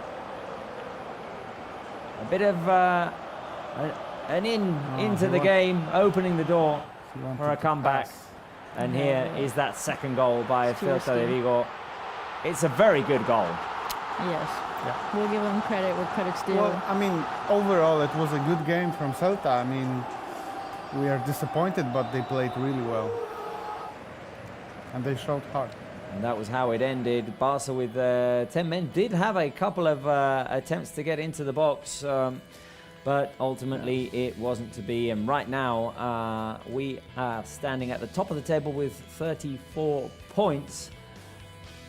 Atletico de Madrid have 29, same amount of games as Barca. Real Madrid have 27. If they win both of their games, they would be just 1 point behind us, which obviously we were in a much better situation 2 weeks ago before the game against Real Sociedad. Also considering that Atletico de Madrid played today and they were losing in the 80th minute against Alaves, and then they scored 2 goals, so it could have been way more different. So overall, and everything goes badly this day. You know? And I'm eager to hear what Hansi Flick has to say in today's game. If we're talking positives, obviously our 2 scorers, Raphinha, Lewandowski, just keep going. In a game in which Barca's attacking, I feel like over the last 2-3 games, even in the first half in Belgrade, Barca struggled to create in the first half. Mm-hmm. But especially those last 2 games. In the absence of? In the absence of, is it a coincidence? Lamine Yamal? Yeah, I think it was like the 2 games we've lost were also without Lamine Yamal. Yeah. And this first draw without him just shows the impact of a 17-year-old. You have games where you score 3, 4, 5 goals in the 7, and then 2 games without Lamine Yamal, and then it's 3 games so far. 3 games so far in La Liga without Lamine Yamal in the starting lineup. He did come on in the second half against Osasuna, but it was too late. So 2 draws and 1 defeat. And I'm not one to talk about Lamine Yamal dependency or Messi dependency. Back in the day, I think there are a lot of resources that Barca can exploit, a lot of players who can prove their talent, but it has coincided, and it has been in 3 away games, by the way. Yeah, 3 very difficult away games. 3 Celta difficult Vigo outings. has always given us problems. And just seeing that rare Koundé miss. I mean, he's having such a great I think season. now I understand. He wanted to pass the ball, he just didn't hit it right with his right foot. Yeah, because but at the time we didn't even know what he wanted to get it back to Iñaki Peña. Yes, exactly. And it was not a good decision, first of all, and not a good execution, second of all. Well, it all happened in those final 10 minutes of the game. As we said, the opportunity missed by Raphinha, which hit the post.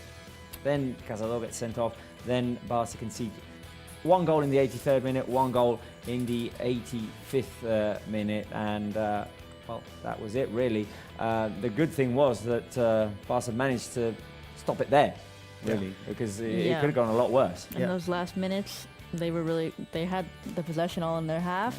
Barca couldn't really make any opportunities, and they had a few chances to make it 3-2. And we were 1 man down, so Absolutely. it was even worse.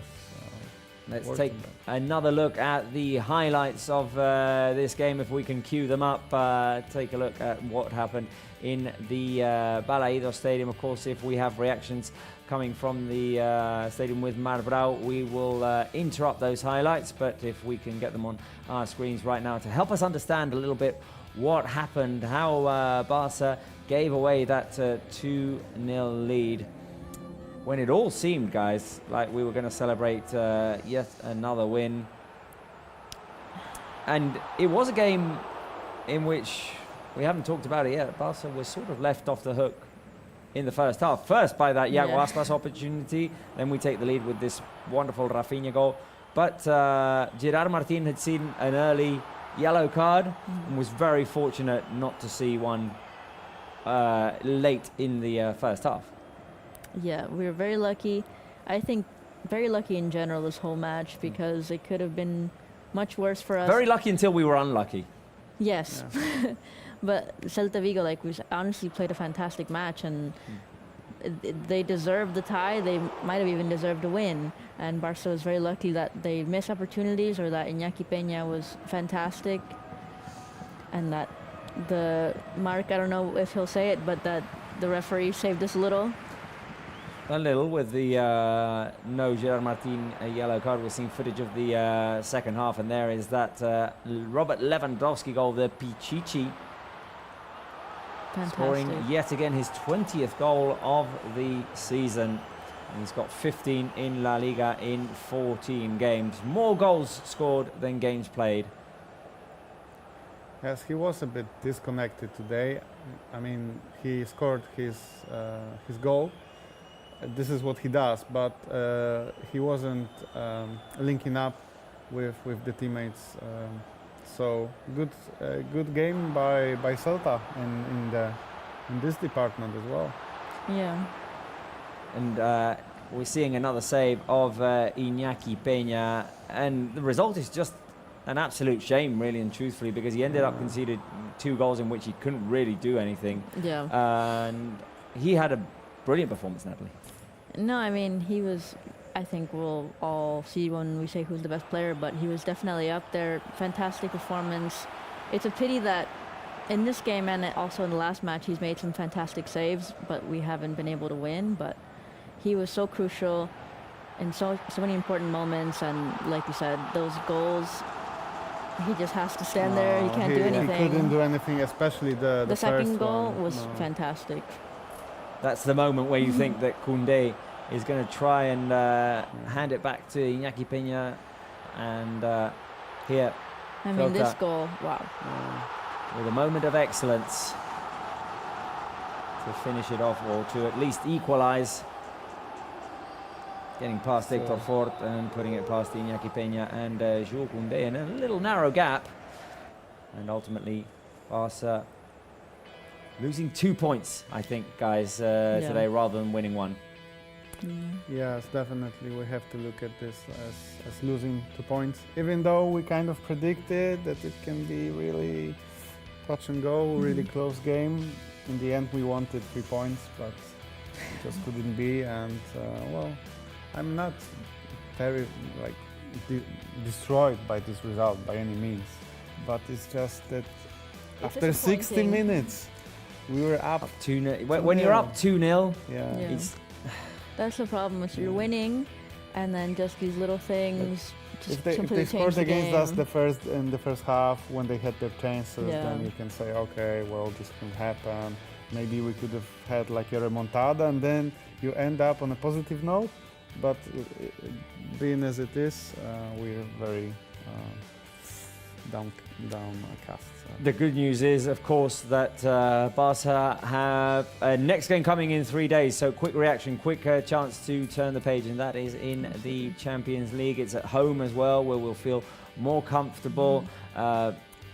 Possibility that Lamine Yamal might be back. I'm not sure what the timings are there, and we'll have to wait and see. But yeah, I mean, Barca are quickly going to have to flip some sort of switch, because there's an important game coming up in the Champions League. Yeah, and I think that's what I personally can trust Hansi Flick. I feel like I trust him, and I feel like he's going to be one to be like, okay, something needs to change. We can't react like this. This can't happen. It's early in the season, and we still got 1 point, but like this can't happen again. I'm really looking forward to seeing what Hansi Flick has to say about this 10-minute meltdown that the team had. I'm sure he's not happy about it.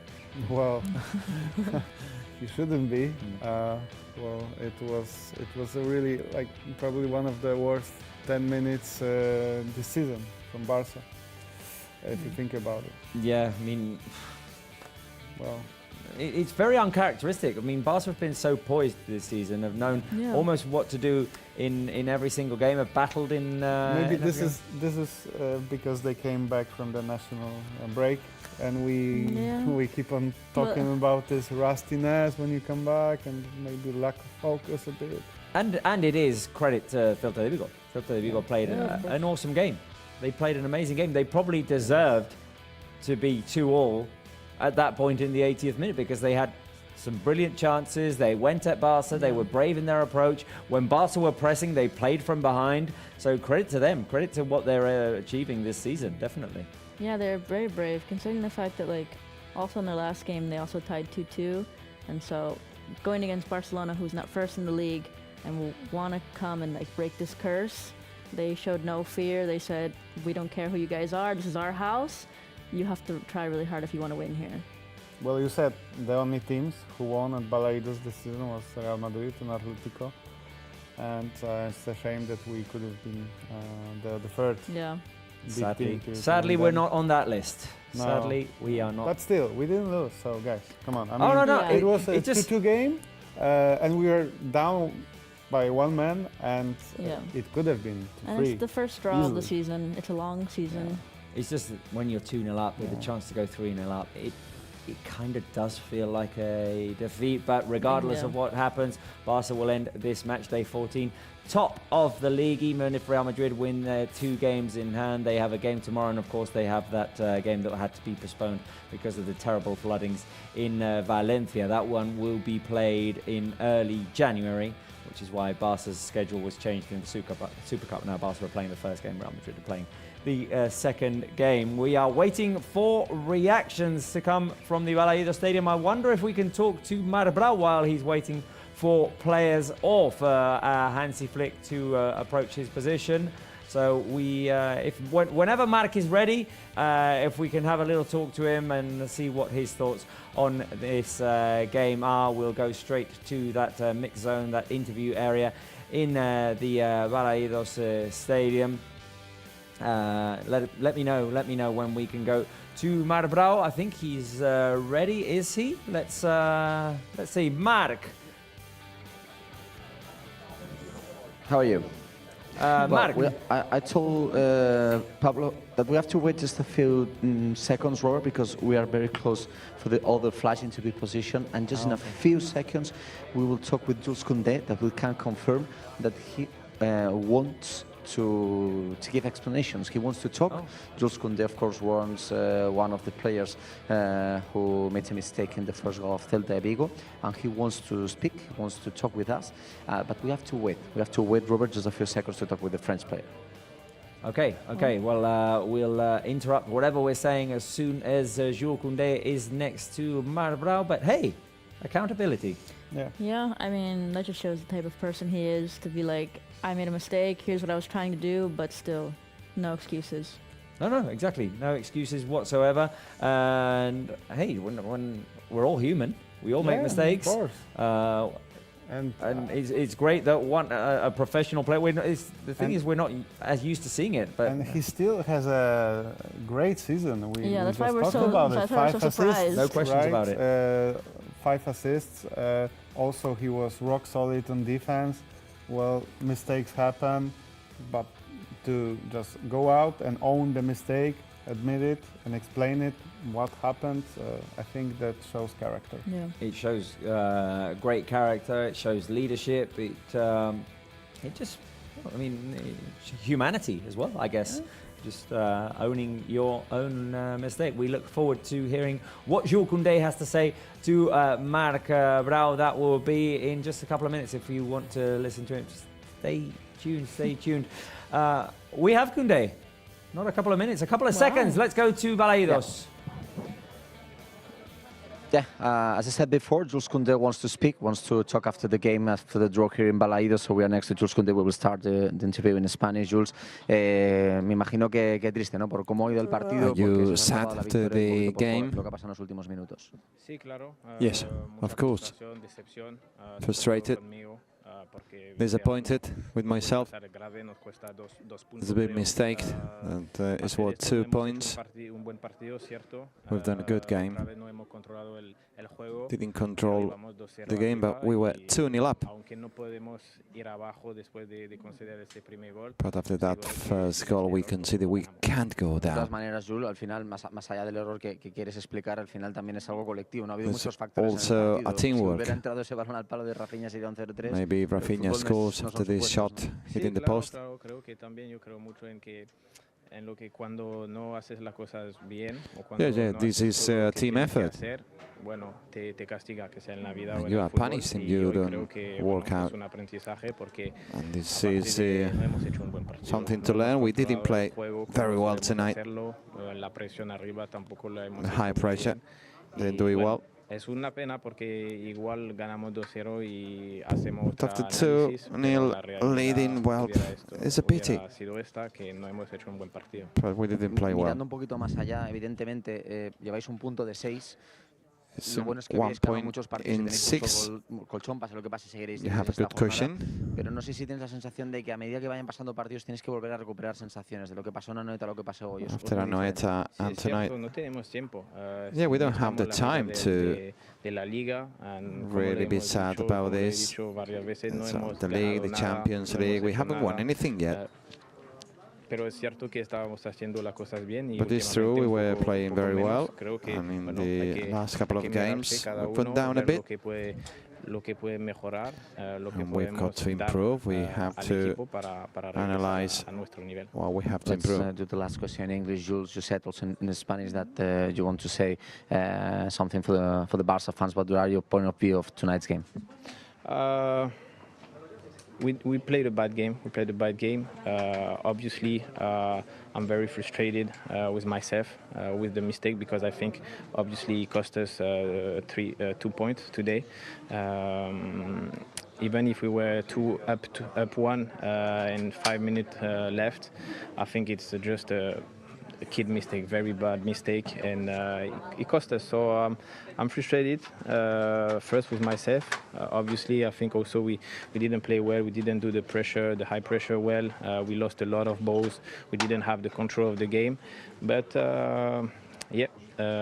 very, very disappointing night. But the good thing is that we have a game in 3 days, so it's up to us to turn and to improve, to see what everybody can do better to help the team. Started by myself.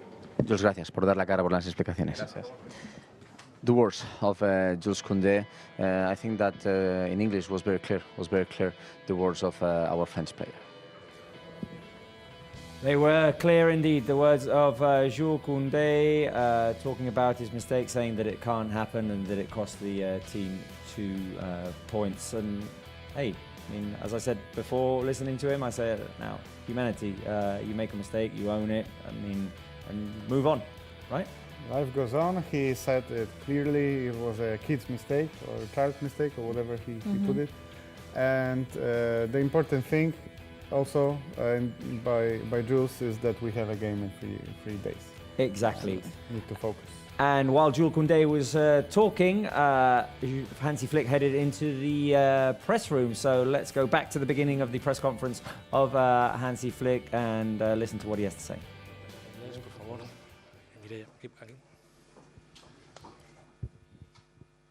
Bona nit, Hansi. En directe a la TDT de Catalunya Ràdio, Mireia Ruiz. Hem vist un Barça una mica irregular, tàcticament, una mica precipitats. Més enllà de la targeta vermella a Caçador, què creus que ha passat? Quin creus que és el motiu perquè el Barça marxi d'aquí sense els 3 punts? We've seen an irregular team, tactically speaking, maybe a bit hurried, despite the red card. What would you say is the reason you leave today without the 3 points?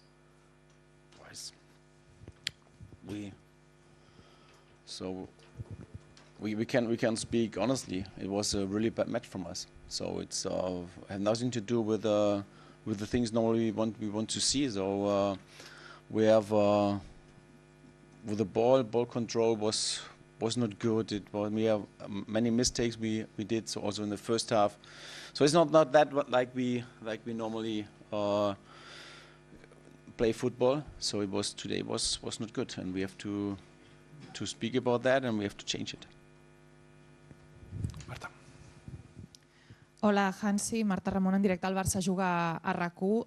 Estàs preocupat, o què és el que et preocupa més després de Noeta i avui, i quin és el teu missatge a l'equip? Are you worried, or what worries you the most after what you've seen in Anoeta and today, and what's the message you give to the team in this moment? It happens. Sometimes it happens that you see such a performance from a team, and I don't expect that we can play really bad so like that, but it's like this. But we have to stand up and go forward. It's one match. At the end, the best thing was that we got 1 point back. So is the best thing for today, but I think we are not happy. We are not happy. Absolutely, the players are not happy. Everyone is not happy, and I think everyone can play much better than today. Adrià. Hola, míster. Adrià Albets, en directo para el carrusel de la sèrie Moguts de Ser Catalunya. Did you feel the team have some lack of concentration at the end with the second yellow card for Marc Caçador, the Jules Koundé mistake? Did you feel some lack of concentration? No, it was. So everyone said that Celta Vigo is difficult to play, and you can see it today. So it's the same. It's the wind was not easy, but it's not the excuse because they also have to play with that. But it's at the end it's something has to do with concentration. So focus, you can say that. Focus about that, and yeah. Sometimes it's so one centimeter, one inch less. It's not good. It's not good. So we have to come back and focus on that. What we want to play. It's not. Maybe sometimes it was too easy, or they think it's too easy to win. So, but it's not easy because everyone now they want to win against us and want to play good against us. So. Alfredo. Buenas noches, mister. Alfredo Martínez, Onda Cero. En su opinión, ¿qué fue más decisivo, la tarjeta roja o el error de Koundé? In the last minutes, in your opinion, what was more decisive, red card of Casado or mistake of Koundé? No, it was not. It was the result of the whole match. You know, a lot of mistakes, a lot of bad passes. Lose the ball, wrong decisions, and that it's not about the red card. It's not about Jules' mistake. No, it's the whole team, and we win together and we lose together. Today now we lose 2 points, but also that we do that and we come back definitely. Hi, Hansi, Elena Condis, Cadena Cope. What has been your message to the football players at the end of the match during the talk, and do you think it's unforgivable to have let this match slip away? Unforgivable. The last sentence. The match slip away. Yeah, to not win this match. You think? Yeah, it's. I said it before. It's a result of how we played, you know, and so we have to come back. It's for me. It's you know. Maybe when you will say it with 80% or also with 85 or 90%, you cannot win. So it's not so easy like that, but maybe I can say that. Última pregunta, Raúl. Hi, Hansi. Raúl Fuentes de Radio Marca. ¿Crees que el partido de esta noche puede influir de alguna manera en la Champions el martes? Do you think that tonight's game can influence in Tuesday's game for the match in the Brest? I hope not. Molt bé, moltes gràcies. Muchas gracias. Buenas noches. There you go. Quick response to that last one. Let's hope that this game does not affect the one that we have on Tuesday, and a very clear message from Hansi Flick. It just wasn't good enough. Absolutely, and I think we've seen this team react, and I think they'll be able to bounce back. Not much else to say. They said clearly. I think everybody's angry with the result, including the players, the whole staff. We all know it, so just turn the page, as the Spanish say, and go on. And if you wanted to hear a little bit more from Hansi Flick while he's standing next to Raúl, let's go to it. We'll listen to him in the press conference, but of course after the match we will talk with Hansi Flick, with our coach. Hi, Mr. Flick, how are you? Not so good. Yeah, I know. I will listen to you in the press conference room. And you said that it's not only the last minutes that the team did not play very well today. No, it's the result of the whole match, and we have to see that. I think we have a really good quality, but today we didn't show that. Of course, we don't have to want excuses, but you always, several times you talk about how young is the team. Do you think that it maybe could be something that happened with that kind of young players that you have on the pitch, that we have to learn more?